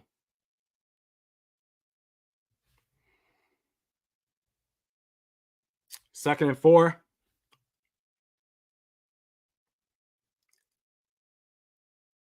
And Justin Fields is in the pistol. Fake. Fields gets outside the pocket. He's going to scramble, gets a first down and more. Chased out of bounds by Cam Bynum. And that's the thing. You got to watch out for it. If nothing's there and you can't just do proper edge containment, I mean, Justin Fields, he's going to take off. And that's what happened right there.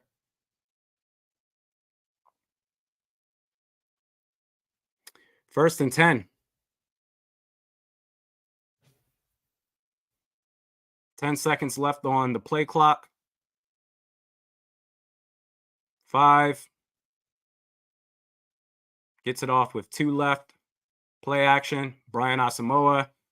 I mean, he was nice on the charge initially, but couldn't close out. Fields scrambles out right.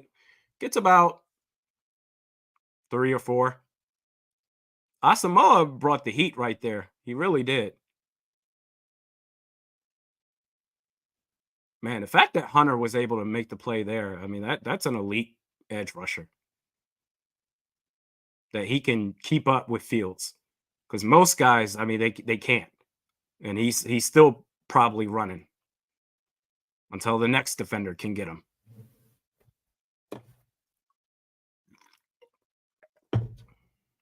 Second and 7. Pitch out left.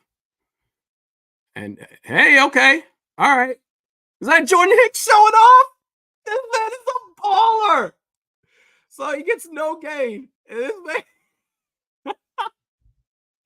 he just walks it off like, who the hell you think I am, bro? Swag. Jordan Hicks. Just the resurgence. What a turnaround from last season to now. Dog. 3rd and 7.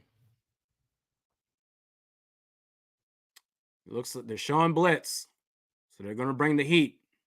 Oh, they drop back. Okay. Only a 3-man rush. Harrison Phillips. Dean Lowry did nothing right there. He just got pushed around, but Danielle Hunter got right to him. Forced Fields to throw it out of bounds. Wow. And now it's 4th and 12. And it looks like his throwing arm, a little pain in there after the hit from 99.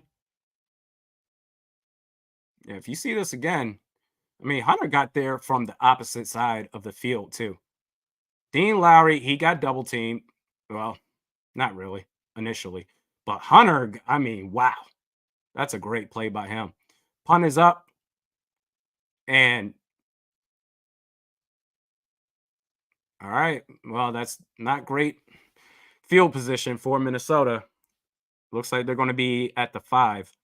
And Justin Fields, are they taking him back to the locker room or maybe just the tent for now? Yeah, the tent. And then they'll see what happens after that. Vikings offense has a chance again. Put it out of reach. Who's that dude? Says somebody going to offer a first for Daniil for sure. I would think so. I mean, I'm just trying to understand, like, it's not about like, oh, you're not a real fan or whatever. It's just assuming that he's gone because he has shown you that it doesn't matter. He cares about his money. That's how most players are. That if the first offer he gets, and you need more meetings and collaboration and all this stuff to figure out if you want to do something similar, he's going to take off. If you know he's going to leave after the end of this season, and you see what this season has become, I mean, what's the benefit in keeping him? and you can't tag him. What is the benefit of doing that? I do find it interesting that this had to have been from Hunter's camp, his agent, to say, hey, a no tag clause. Like, why would he include that in his rework deal? I'm sure the Vikings weren't like, hey, well, we'll give you your 20 million or 17 base and then 3 million in incentives to say, and then we won't tag you. We'll take that off your contract and we'll see what happens. The Vikings would never do that. That had to have been from his agent. Why would they initiate that? Because they're not trying to wait around like they do every other offseason for a new contract. I think you got to trade him. Painful Fart says, do you think Brian Flores bounces out? Probably, I would say so. But then again, the defense hasn't really been electrifying or like that as great as or as good or as solid as we thought. So maybe he needs another year after that to show it. But then again, he's a well-respected man. So that alone may give him opportunities. I mean, let's think about a couple of coaching jobs that will be up for grabs next year. Chicago.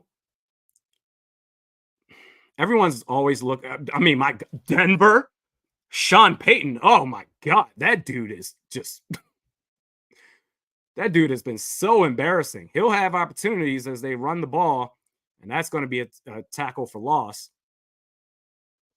He's a well-respected man, Brian Flores. So I don't know. We'll see.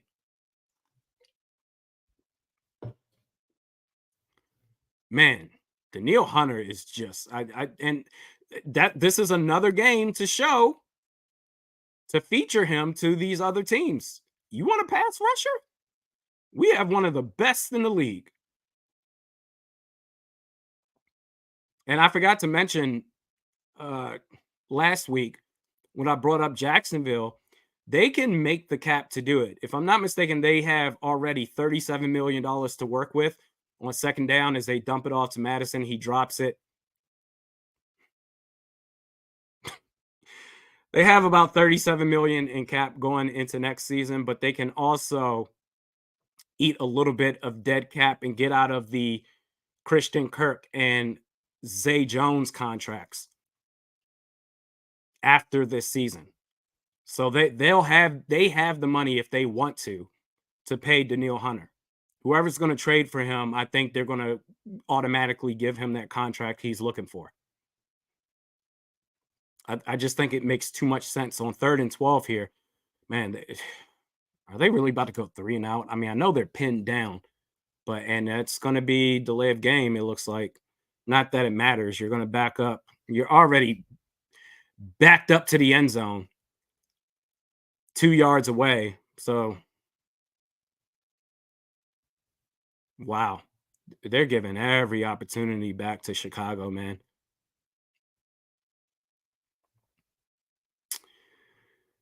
All right, so they back up a yard. Doesn't really make that big of a difference, but you got to be in shotgun. Absolutely. Got to avoid a safety here. Just and then even just get some yards so Ryan Wright isn't pinned back. Gets it to TJ Hockenson, that's going to be 4th down. So at least you give Ryan Wright, your punter, some breathing room.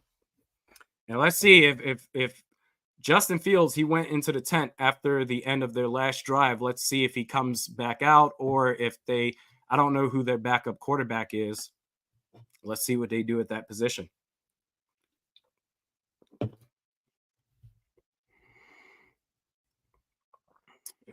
Oh boy, what just happened here? What just happened? All right, flag. Is it a false start or is it neutral zone or offsides? I mean, either way, it's 5 yards. Whichever end it goes to, it'll still be 4th and 1 for Minnesota, but let's see where they call this. So they're going to say encroachment here, so that's going to be 5 yards, 4th and 1. 1 yard makes all the difference. If it was 4th and 5, that's a first down.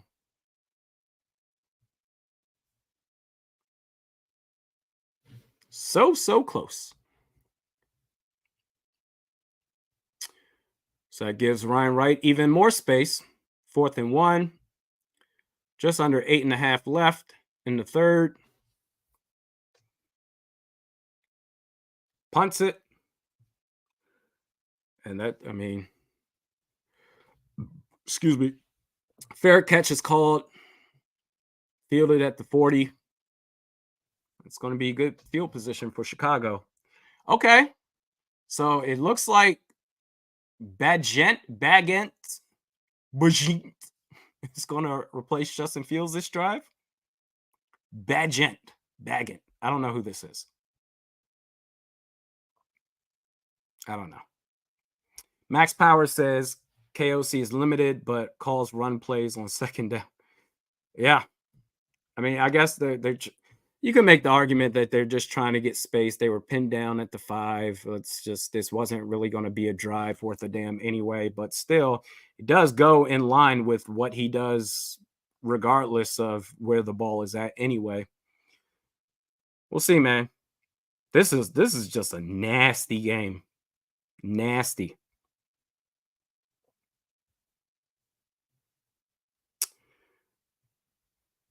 JC says 2 3 and outs to start the second half.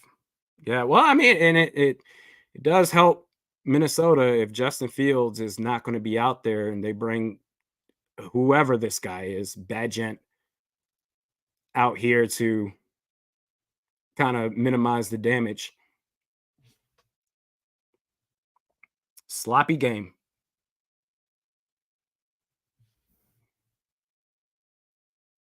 Wow.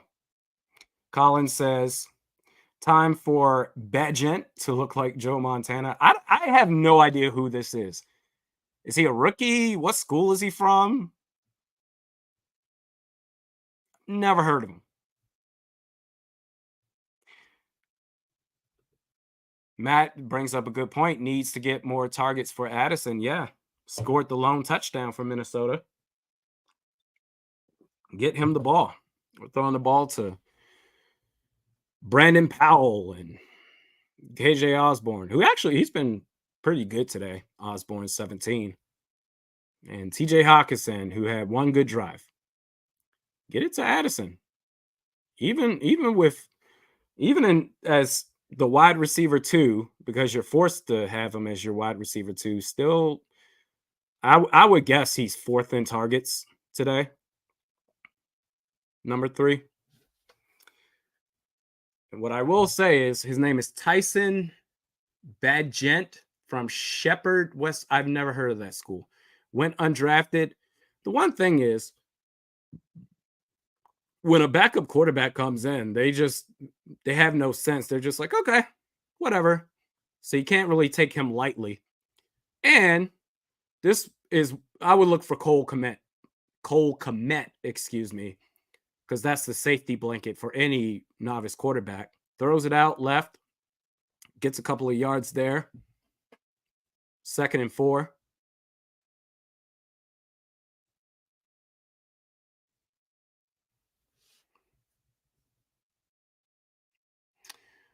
I would guess a run here on this play.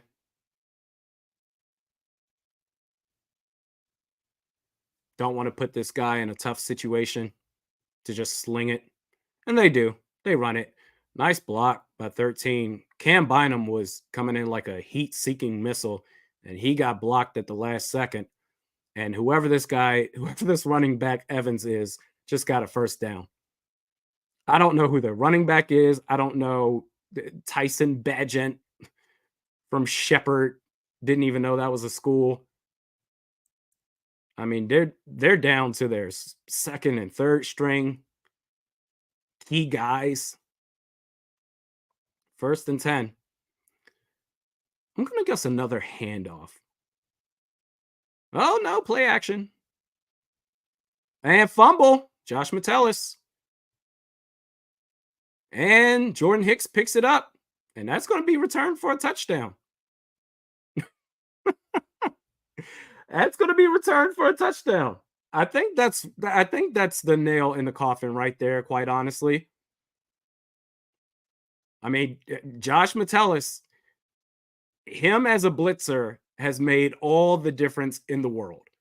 It really, really has. As you see that again, I mean, he had the aggression right there. He was looking and wasn't there. Harrison Phillips brought the initial pressure, moved to the left. Josh Metellus got the hit on him. Couldn't scoop it up, but that's okay. Jordan Hicks got it. I bet you that this has to be so far. Jordan Hicks has to be on pace for his best season ever. Legit. Add fumble recovery for a touchdown to his stellar resume of 2023. As the kick is up, it's good. Vikings are up 19-6. And so Chicago's offense is going to come back out right away. We'll see if Justin Fields, is there any updates on him? Let's see. Justin Fields, I don't see anything. Yeah. Oh, somebody said, oh, this was Colin. Says, hell yeah, might finally win a blowout game. Yeah, it's about time. It's about damn time. I mean, this would, knock on wood, this would be the first time in a while where they win a game comfortably.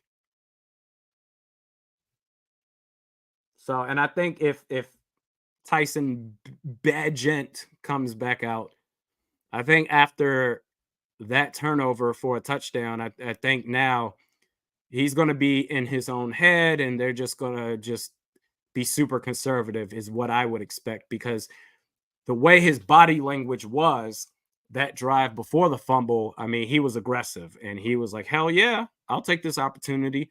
But I think after that, he's going to be second guessing himself to where it's like, all right, just don't screw up, which means the Vikings should win this game handily.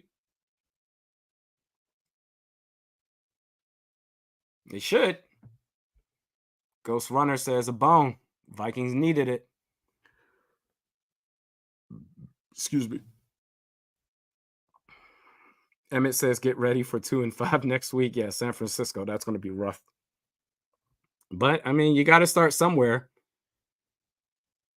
And this is a game that, I mean, especially with Chicago and their players, their key starters from quarterback to running back and whoever the hell else is out, and you're playing second and third stringers. This is a game where you should win. Even with a 1-4 record, it's been a rough year, but this is a game that you should win. And right now, they're up by 2 scores.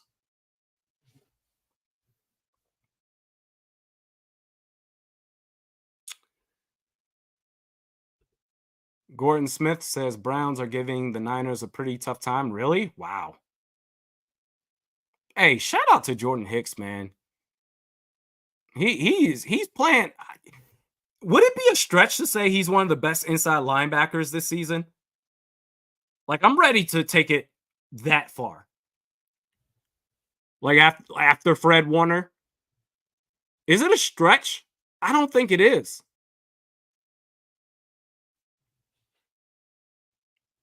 Kickoff is up. This man is balling. You gotta respect it. This man went from, oh my God. Well, flag is out, but that's a great return. Maybe it's a block in the back or something. I don't know. But from last year, holding, okay, so that's coming back. Last year, he went from just a guy to this year where he's just crushing it. I think he's one of the best. I think it's right there with Levante David, CJ Mosley. Well, maybe a tier below that. All right, I'll say that. But he is awfully close, I would say. AJ Roquan Smith, him too. I think he's right there. I think he's right there. All right, Bagent. Back out. And are they backing up some more? Was that another penalty? Ball at their own 10. Oh, yikes. That's rough. All right, bad gent from Shepard. Hands the ball off. Yeah, they're not really. I think they're going to be super conservative right here. Up 19-6. As goofy as the Vikings have been playing, I mean, they're showing highlights of Danielle Hunter. I mean, I don't know what more you need to do. His stock is only rising with each game he plays. Danielle Hunter. I think you can get a first for him. 2nd and 8. They hand the ball off again. They're not being serious. They're just. And you know what? Talk your stuff. You're getting stops now. It's not your fault that Justin Fields is hurt. You're just playing football. 3rd down. They'll probably throw a screen. Like, all right, man, just throw this quick screen here. Let's get off the field and let's talk about what happened. 3rd and 8. Shotgun. Throws it deep. He had time. And that's going to be incomplete. Flag comes out. Wow, really? I don't agree with that at all. I guess they called DPI for anything, man. Like that was up there for grabs. And it was up in the air for a long time. Are the defensive backs supposed to back away and then wait for the ball to come down and then all of a sudden we'll crunch back down? I don't get sometimes what the league expects for these defensive players to do. That ball was in the air for a while. Clearly underthrown. And so what are you supposed to do in that situation? I don't even see the DPI right there. They all just went up for the ball. Incomplete. That should be it. But here we go. New set of downs. 1st and 10. Quick out. Darnell Mooney gets a couple of yards there. Gets about 7, I would say. 8. They're going to give him 8 or 9 yards. As he went out of bounds just over 5 minutes left in the 3rd. 19-6 game, Minnesota. Okay. Maybe that DPI flag just gave him just new life. 2nd and 1. Wow.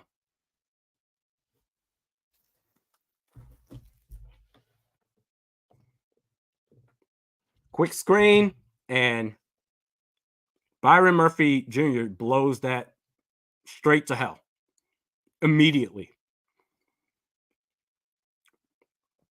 The block, Mooney didn't even know who he was supposed to block there. He got caught slipping. 3rd and 3.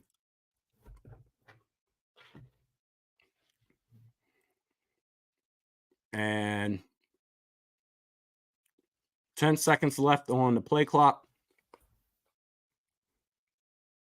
Screen, that was yikes. Bad throw. 4th and 3. Are they going to go for it? I would guess not, but I mean, what do you have to lose at this point if you're Chicago? Bad snap. Quick pass. Oh, it looks like Wanham got his hand on it too. 2nd and 3. Are they going to go for it?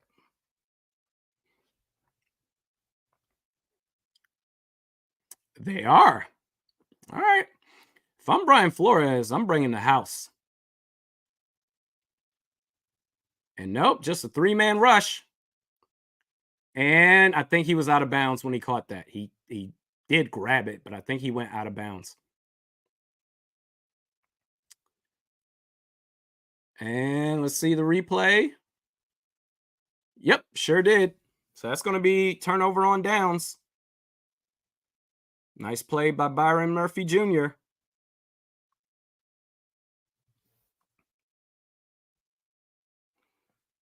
The great one says, a win is a win last time I checked. Yeah, that's true. Josh says, these fans don't deserve to be fans being happy with losing 4 games. Start of the season is crazy. Stop believing and accept the tank. I'm not going to be the fan police here. I mean, you choose to feel how you want to feel. That's I don't believe in the concept of like true fans and this or that. It's whatever. We've all experienced what the Vikings franchise has brought us to our fandom. We've all experienced, we just, express it in different ways. And that's okay.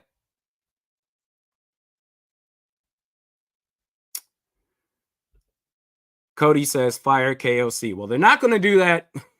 They're not going to do that this season. Probably not even next year, which I would give them next year to figure this all out. I think it's too early to start talking about that.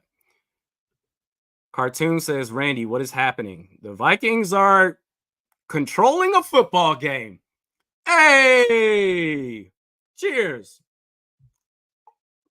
That's what's happening.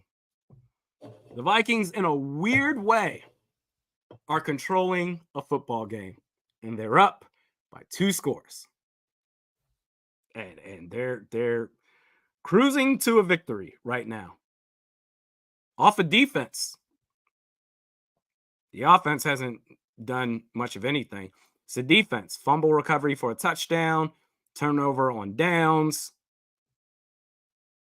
They're doing it.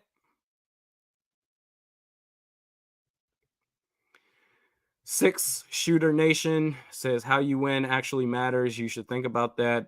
I mean, yeah, that's true. But a win is a win. Like the stats and all that stuff, it's a W or an L. That's all that's going to be shown. Now it's 4 minutes, 21 seconds left. Do you guys have an update on Justin Fields? I haven't seen anything. I don't know what's happening. I'd like to get an update if possible. Play action. Just escaped the blitz. And Jordan Addison, he broke a tackle. Got about 6-7 yards there. Oh, you guys are saying that Justin Fields is out for the game. Okay. All right. Okay. Well, then that should really do it. I mean, Vikings should, hell, dare I say, score another touchdown. Maybe by the defense. The offense, they have 1 touchdown and a couple of field goals. But Chicago's offense is handicapped as they hand the ball off to Cam Akers, gets a new set of downs.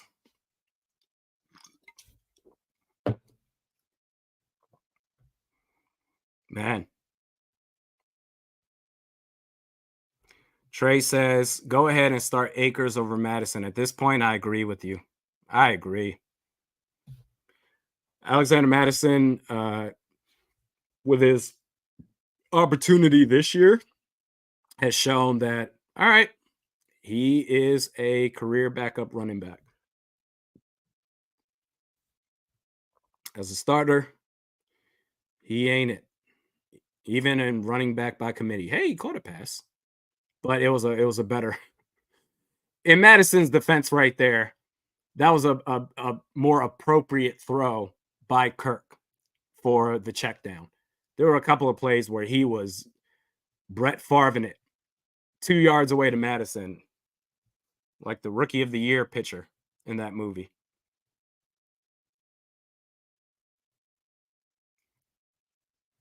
For the check off or check down passes, that's got to be more just boom. Loft it just a little bit. You don't got to float it, but don't beam it either. 2nd and 3. Madison gets about a yard.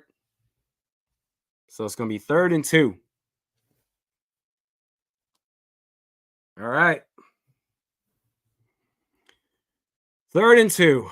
In this, I don't even know the proper adjective for this game, but the Vikings are winning 19-6. 3rd and 2. Approaching 10 on the play clock. I don't know why the camera was focused on Eberflus for 20 seconds. That was dumb. Pitch out left. Madison escapes. Gets a 1st down and more. There's a flag. See what it's about. Usually in those types of plays, I would imagine holding, and it is. So now it's going to be 3rd. Is that Hawk? This guy, man. Yeah, dude, what are you doing? What? Why? Okay. At this point, what does he do well? Doesn't catch consistently. Now drawing flags. He shouldn't be out there, bro. He really shouldn't. Take a game or two to just get yourself together. Start fresh. Week 8. 5 seconds left on the play clock. 3rd and 12. And throws a check down. I can't, man. I can't. All right. So that was KOC. That was designed. Okay. All right. You're in field goal territory. Ish. Wait, are they? Oh, yeah, they are. Okay. Greg Joseph, he's made a couple of 50-plus yarders today. This one from 57. Ooh, boy. Let's see if he makes this. Nope. Didn't. You can't even put that on Greg. A near 60-yarder. You can't even put that on Greg. I mean, you should have, instead of just, tiptoeing around 3rd and 12, if you're going to play for the field goal no matter what, at least try to throw it just a little bit downfield instead of trying to rely on yards after the catch from a screenplay. That's help your kicker out right there. That's not on Greg Joseph. It's 57 and it's outdoors. And besides that, he had a blocked extra point because the protection let up. But he's done his job today. He really has. But either way, Chicago, they haven't shown anything offensively. And now they've got their backup quarterback out there. They get about a yard on the ground. Looks like, is that Deontay Foreman? So that's going to take us into the 4th quarter. Yeah, you got to help your kicker out right there. It's probably not even going to make that big of a difference because you're controlling this game off of defense alone. But that's about it. Irwin says, how about check down as the last resort? That play was designed. That was a screen no matter what. But yes, in general, yeah, check down should be the last resort. In fact, let's see the stats, man. Your leading receiver in this game is, wow, surprisingly, TJ Hockenson. I mean, he had that one drive before the end of the first half where he had some promise there, but for the most part, it's been blah. Has a drop pass. After that, KJ Osborne, 5 targets. Jordan Addison, 4. Brandon Powell, 4. Alexander Madison has the 2nd most targets today after TJ Hockenson with 6. And with those 6 targets, he has 3 catches for 15 yards, long of 7 yards. Checking the ball down.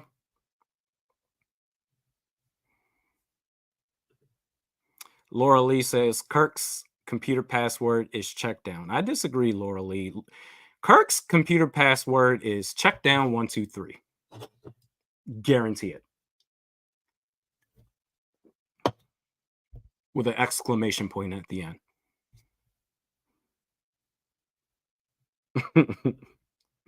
Stubby says, "What's up, Randy? Enjoying the dog bleep game?" You know what? Honestly, like this game is whatever. I have fun talking with you guys. This is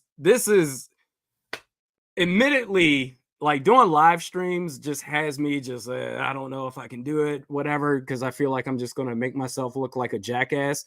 But I have so much fun with you guys, so it honestly doesn't even matter how the Vikings game is going, and especially being a Vikings fan out of the region where there aren't many of us. Like there aren't many Vikings fans outside of Minnesota. Whereas like Steelers fans and Cowboys fans and Chiefs fans, because they're bandwagoners, but that's beside the point. Packers fans, like you can bump into somebody, you can bump into a Packers fan in Pennsylvania somewhere, but there's not many of us. So this is like a way, oddly enough, where it's like we can all come together and have fun. So it's whatever, man. I'm having a good time. Thank you guys for joining the live stream. As Badgent does the pitch out left, goes nowhere for about a 2 or 3 yard loss. Yeah, this game is done.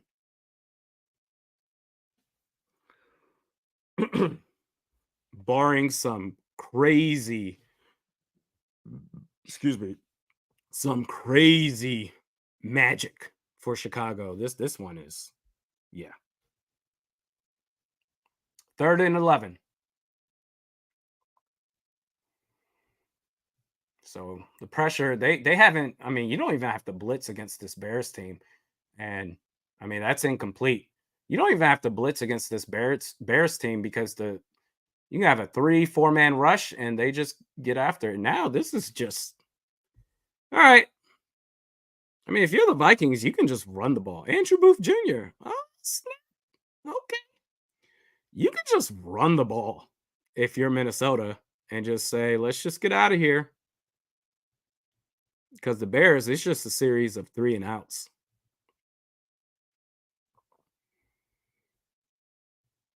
Even if the Vikings offense is just doing whatever and you can question the play calling, it doesn't matter. You're up by 2 scores and their offense has shown nothing.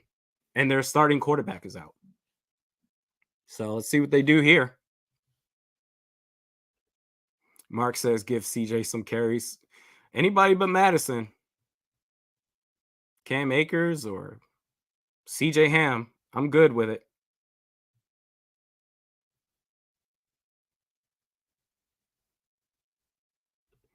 KCO says, at least we ain't the Bears. Yeah, but the Bears are about to get the number 1 pick in the draft, whether it's their own pick or Carolina's. But then again, that's a place where I wouldn't be surprised if 1 or 2 quarterbacks decide to go back to school because they don't want to go there. Minnesota is a much better destination. Are you kidding me? Like, it's not even close. Everyone, all the players, they rave about the facilities. TCO Performance Center.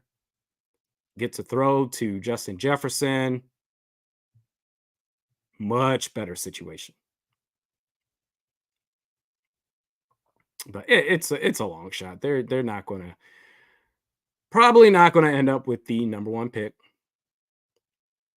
It'll be up there. But this is a game where, okay, they need it for their confidence. I will say that. I think TJ Hockenson needs a few more games for his confidence,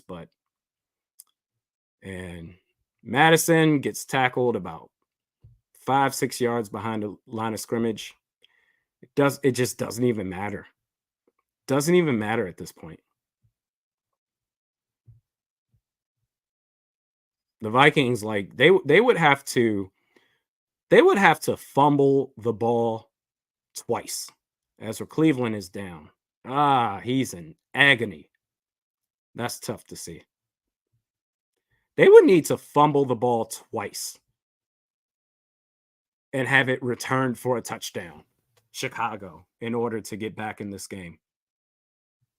He's limping. Oh boy. He's going on his own power, but he's limping. He's hurt pretty bad. That's unfortunate.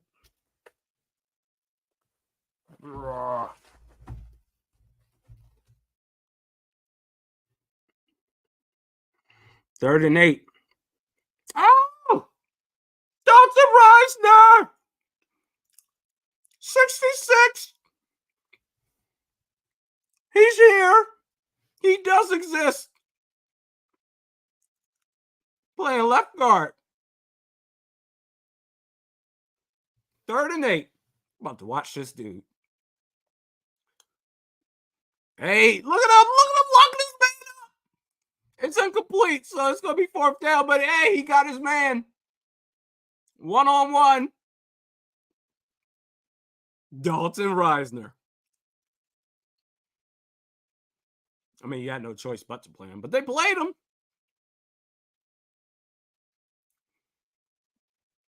Yeah, Addison was covered. Batted ball. And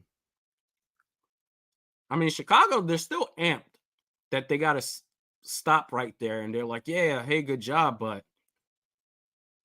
I mean, at least they're motivated, but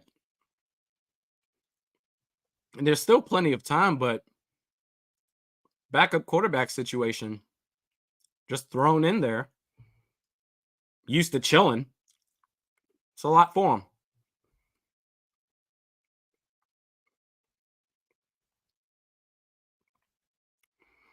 Hugh Yang says 3 and out again. Yeah. But it doesn't matter. They're knock on wood. I mean, they're not to jinx it. They should win this game. They could play 60 more quarters with this guy as the backup quarterback. 60 more quarters. And they could still win this game 19-6.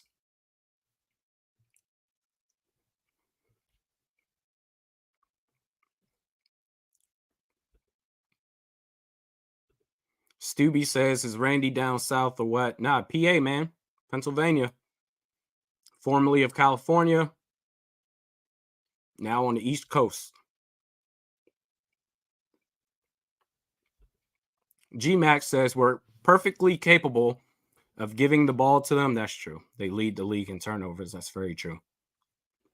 But, I mean, even if they give the ball back to them, G-Mac, unless they return it for a touchdown, all the Bears have been doing is having 3 and outs. Right along with Minnesota. Except Minnesota's up by 2 scores. 13 points.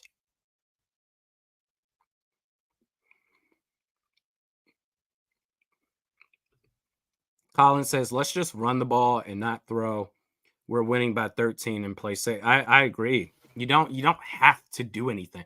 In fact, I would agree with how timid this offense has been. Trying to force the football, you increase your chance of Chicago turning the ball over. Kirk has been off a bit, throwing darts in the middle of the field for checkdowns. Like they're not confident. Like, just if you just want to get the win, just run the ball. I agree. Kevin says, Skull from California. Skull to you. Where from? I was in San Diego for like 5 years and then another 6 or 7 years up in the Bay Area. Well, not really. You're from California. I say Bay Area just because if you're not from California, it's just easier to do that. Livermore. So like 15, 20 miles from the Bay Area. Second down.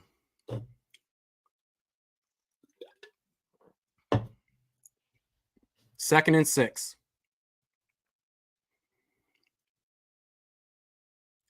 Just over 12 minutes left in the game.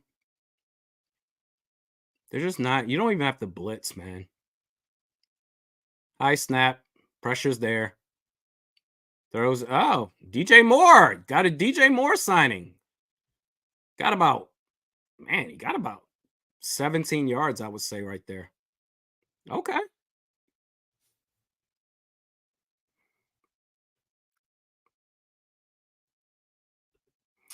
Minnesota Vikings says we're up 13. The offense can't do anything. Why doesn't our offense use this as a practice and practice throwing the ball? I could see that too, but they're just not.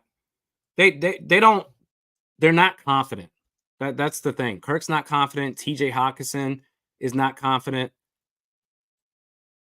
They're not throwing Addison the ball as much as they should.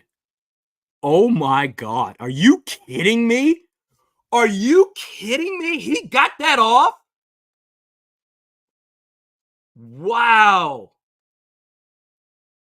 The confidence by that quarterback. I mean, wow. Got that off to DJ Moore. They're in Vikings territory. Oh, boy. Oh, boy. Oh, boy. Oh, boy. Oof. Dare I say change of plans? Maybe you do got to take this team a little bit more seriously. He caught it too. That's crazy. On his helmet, one hand, fell to the ground, dinged up a little bit. Maybe they're taking him to the tent or just checking him out. I'm not sure, DJ Moore, but that was a great play. That was his own defense, clearly. Found the soft spot. Okay, I mean, they're creeping up to the red zone, 2nd and 7. And oh boy, that could have been even worse. Was that Daniil Hunter that got him? I'm guessing that's Deontay Foreman as DJ Moore comes back onto the field. Whoever the running back is, whether it's Evans or Deontay Foreman, had a wide open hole. And Daniil Hunter got him right before he could get the first down.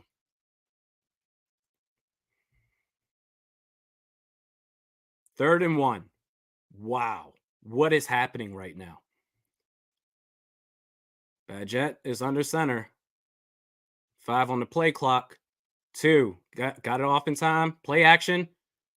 Oh my God. Deontay Foreman got a first down. I mean, they're basically at the red zone. They're basically in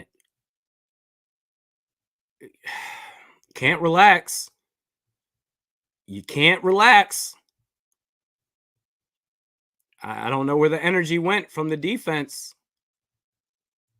but those back-to-back plays to DJ Moore is the difference so far this drive. 1st and 10. Wow. Okay.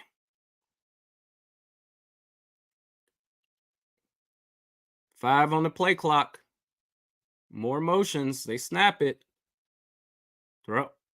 Are you kidding me? What is this prevent defense crap? What? I mean, just an easy gimme to Robert Tonyan. What? They're playing prevent. They have to be. That doesn't make sense for him to just be right there chilling.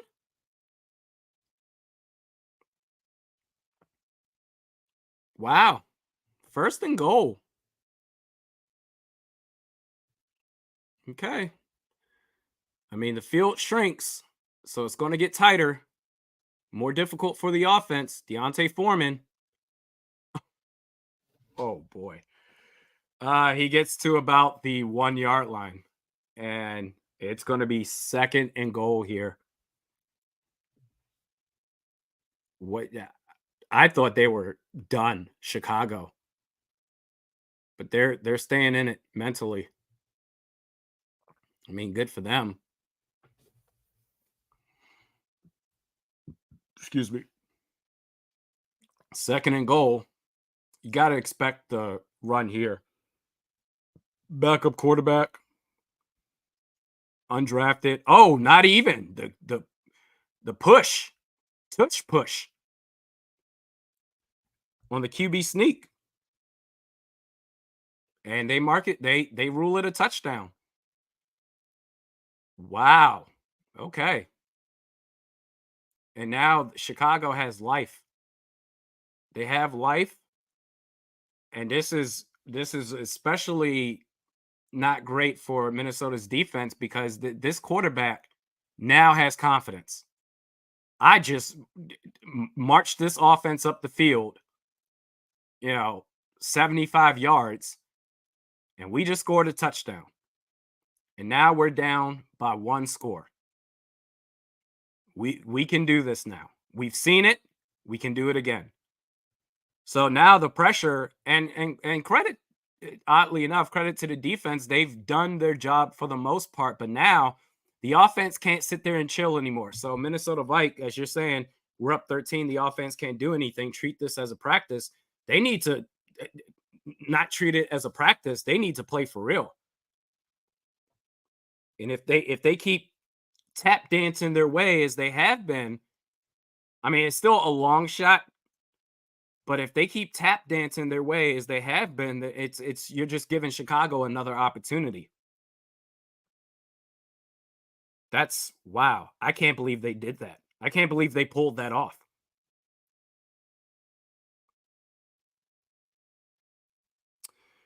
Whoo. Six Shooter Nation says you said defense doing their part for the most part. The defense get tired too. Yeah, especially if you're going to do. I mean, great point. Especially if the offense is going to just do nothing but 3-and-outs. The defense, they're just out there. Now, granted, they're getting 3-and-outs too, but I mean, they deserve a rest. They deserve a good Vikings offensive drive where they can catch their breath for a second. And to your point, they're putting the pressure all on them to where as soon as they get off, when they get to the sidelines, as soon as they get there, they have to get back onto the field. Man. Jeff says, I will eat my hat with hot sauce. What if they lose? JC says, what is a good Vikings drive? We had one in the last 2 minutes of the first half, and that's it. Yeah, that's a great point, man. Like, what other drives have they had to where you said that's good?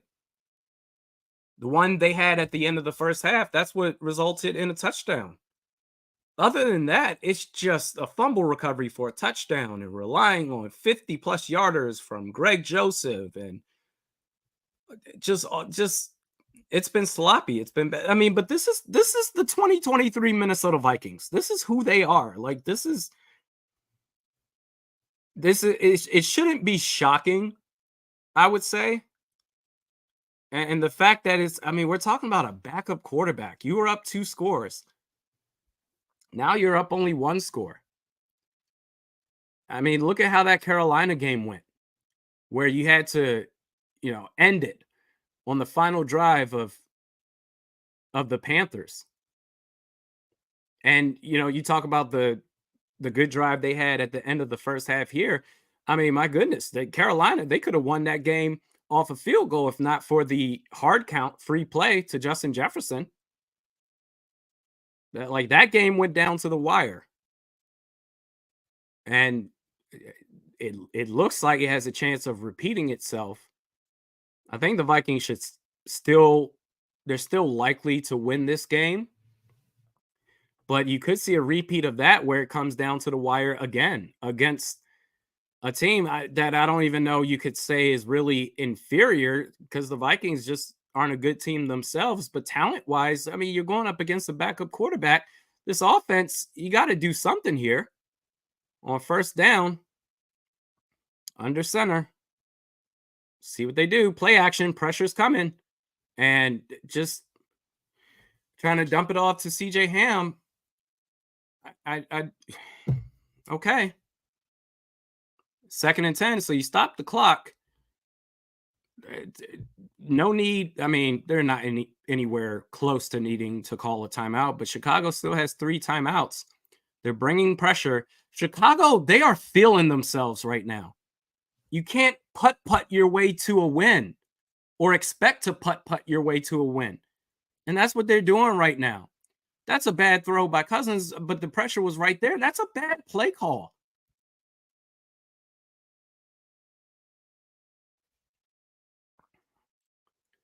Still 19-13. 7 minutes, 42 seconds left. It's 2nd and 20. What just happened there? Why is that 2nd and 20? I don't even care. I didn't see a flag, but here we are, 2nd and 20. What play calls do you dial up, KOC? And they're just this defense.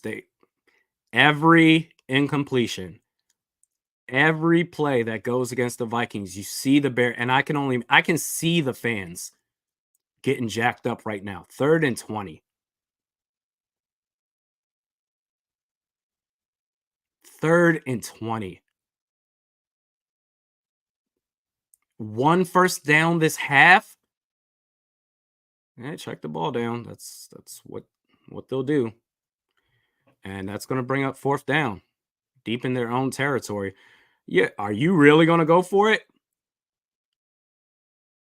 Are you really going to go for it? Yeah, I don't know. This game just got a lot more interesting. It's a game now. No, they're going to punt it, as you should. But this offense,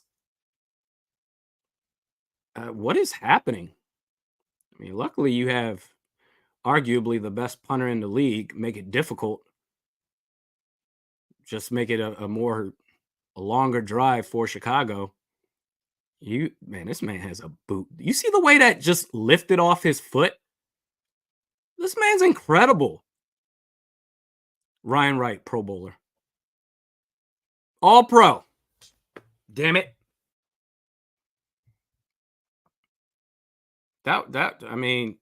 Those back-to-back plays for DJ Moore that last drive. It's a game now. Wow.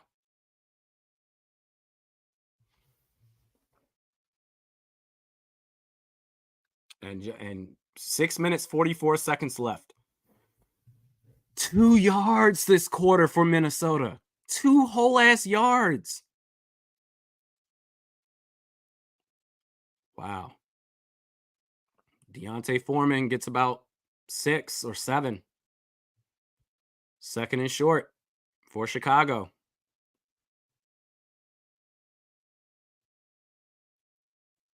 Well, I don't know. I would say I can't believe what I'm witnessing right now, but that would be a lie. But still, it's just really new ways, man. They find new ways. 2nd and 4. Shotgun. Okay. No gain.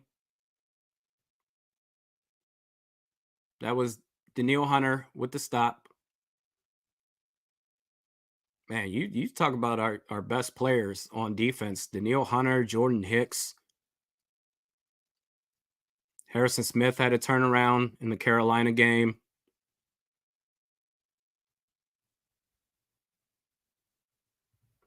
Got to get a stop here. 3rd and 4. DJ Moore, that's the hot route. That's who I'm looking for. Big down. Are they really going to run the ball? Are you serious? So that must have been 4 down territory for them as far as they were concerned, but it doesn't even matter because the defensive line couldn't get any pressure. They just got moved the hell out the way, and that's a 1st down. 3rd and 4, they run the ball. 1st down. The guts that took. Okay. 1st and 10. This is buckle up. Hold on to your butts. 1st and 10. That's going to be a flag, I think, for holding. Oh, my God. He caught it. But I thought that was holding right there. Okay. Wow, he got lucky. Bagent got so lucky. Oh, almost dropped it too, but he got it. Wow. Or did it hit the ground? Okay. Doesn't matter. No challenge flag. 2nd and 5. And they get a first down. They get, oh, jeez. They just get bullied. I mean, can you even blame the defense, really? As Kay Brewers puts it, defense is gassed because the offense failed this half. Yeah, 2 whole yards, 40 rushing yards for the game for Minnesota. Can you even blame the defense? They're doing intense cardio out there. Man, still get a stop. 1st and 10. Oh, wow. I got faked out. I thought they handed the ball off right there, but instead, Bajent keeps it and gets about 5 yards. What is happening right now? Mm, mm, mm. This offense, man. If somehow Chicago pulls this off, that's the offense. I can't, man. 2nd and 7. 19-13 game. They just got into Minnesota's territory. Throws it inside screen to DJ Moore, gets about 3 yards, so it's going to set up 3rd down.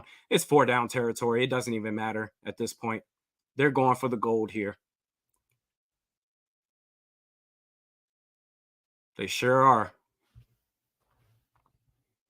And I wouldn't even be surprised the way this game has been going. I wouldn't even be surprised if they hand the ball off right here. How do you have 15 yards this quarter for Minnesota? Wow. Ball is snapped. They don't run the ball. And 13, I don't even know who that is. It's just wide open. They're playing prevent defense. You know what, K Brewers? I'm with you, man. I'm going. I'm not blaming the defense on this. I can't. The offense just keeps going 3 and out and 3 and out and 3 and out and doing nothing. And the defense, they have no time to rest. The offense, they are well rested. They're not going anywhere. High snap, throws it up. That's a bit of a duck. Yep, that's going to be an interception. Byron Murphy Jr. The way it left his hands, that was a duck pass. That had no shot. You could tell. That was bad. Hey, they're gonna, wow. I mean, that looked like me trying to throw a pass. That should do it. One would surmise. I would love to see that ball again. I mean, just the way it left his hands, I knew that was bad. I don't even think he got hit. But Byron Murphy Jr. got the interception.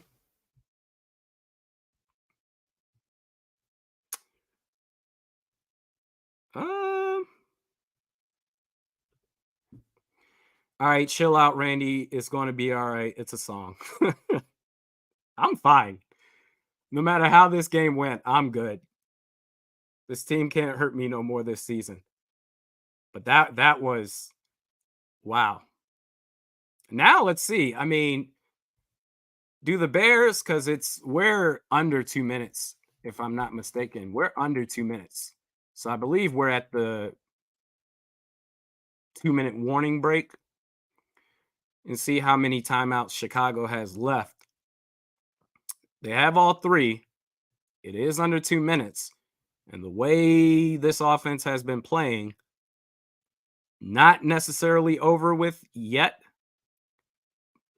but I would say more so than not, just because of Ryan Wright even if you go 3 and out, he's going to put the Bears in a position where, all right, you're going to have a long way to go. No timeouts left, no 2-minute warning. I mean, that should be it, but I don't know.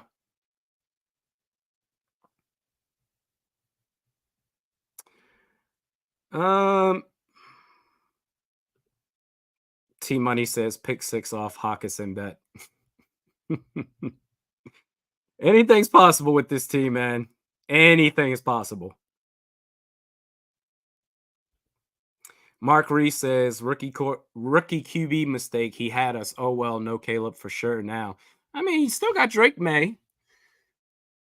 I'm not a fan of Shadur Sanders and his antics these last 2 weeks, trying to flex the watch to ASU fans last week, and then during the game against Stanford where they blew a 29-0 lead, promoting his merchandise on Instagram. That's not a good look. But I would still take him at this point third after Drake May. So even if you can't get Caleb Williams, there's some good talent out there at quarterback, I'll say. Yeah, the way that ball left his hands, that was a duck. That was just, oh boy. And they run the ball. So yeah, they're just going to force Chicago to use all their timeouts. 2nd and 7. Wow.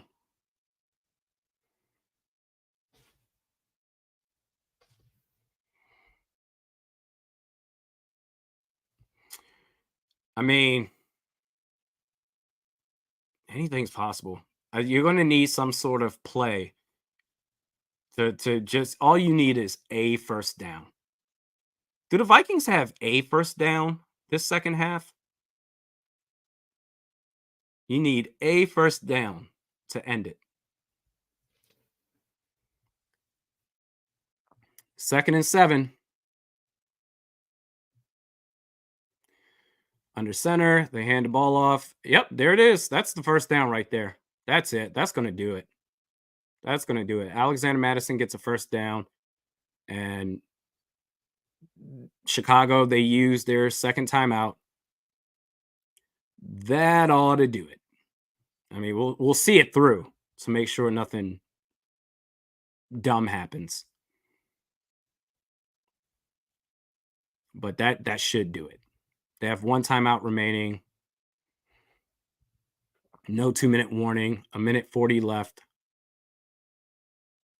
I mean, barring some sort of forced fumble and recovery by Chicago, that should be it.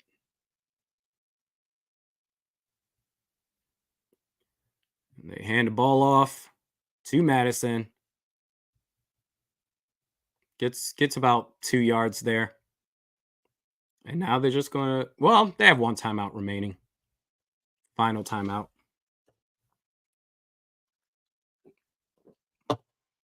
Do they really, mathematically, do they still have a shot?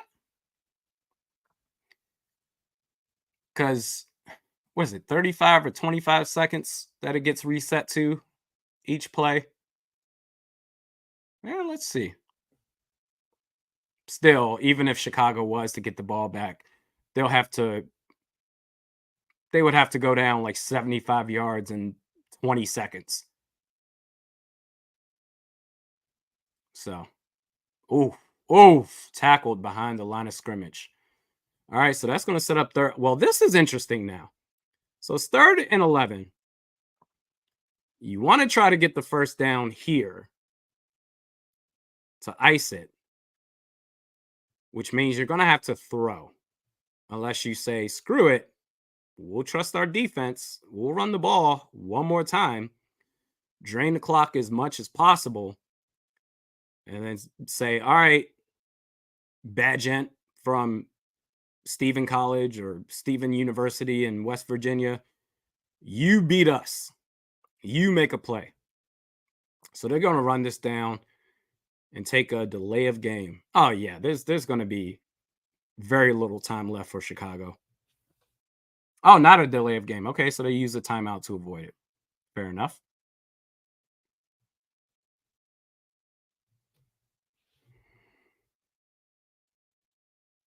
How do you handle this right here? This game has been just a whirlwind, just drunk. Cheers.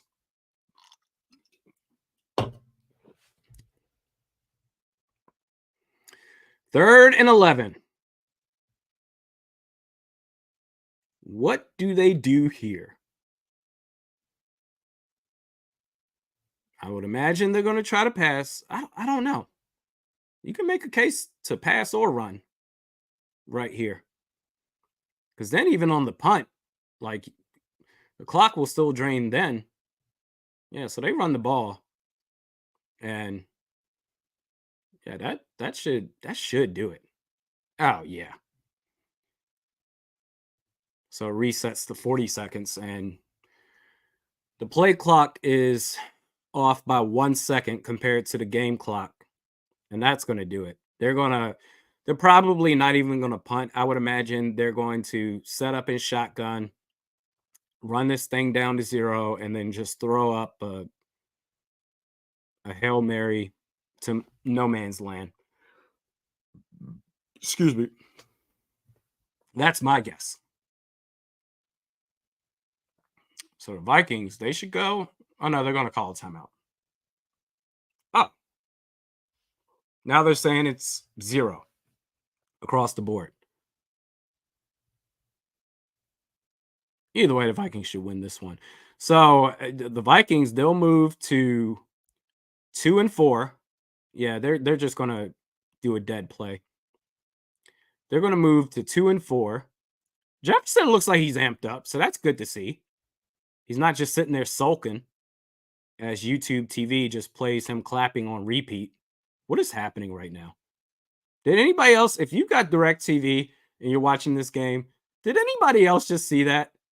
Where it looked like it was a music video of Jefferson clapping to a beat. Vikings move to 2-4. They win this game at Chicago, at Soldier Field, 19-13. Going to work on the post-game vid. Thank you, everybody that participated in the live stream. Vid coming soon.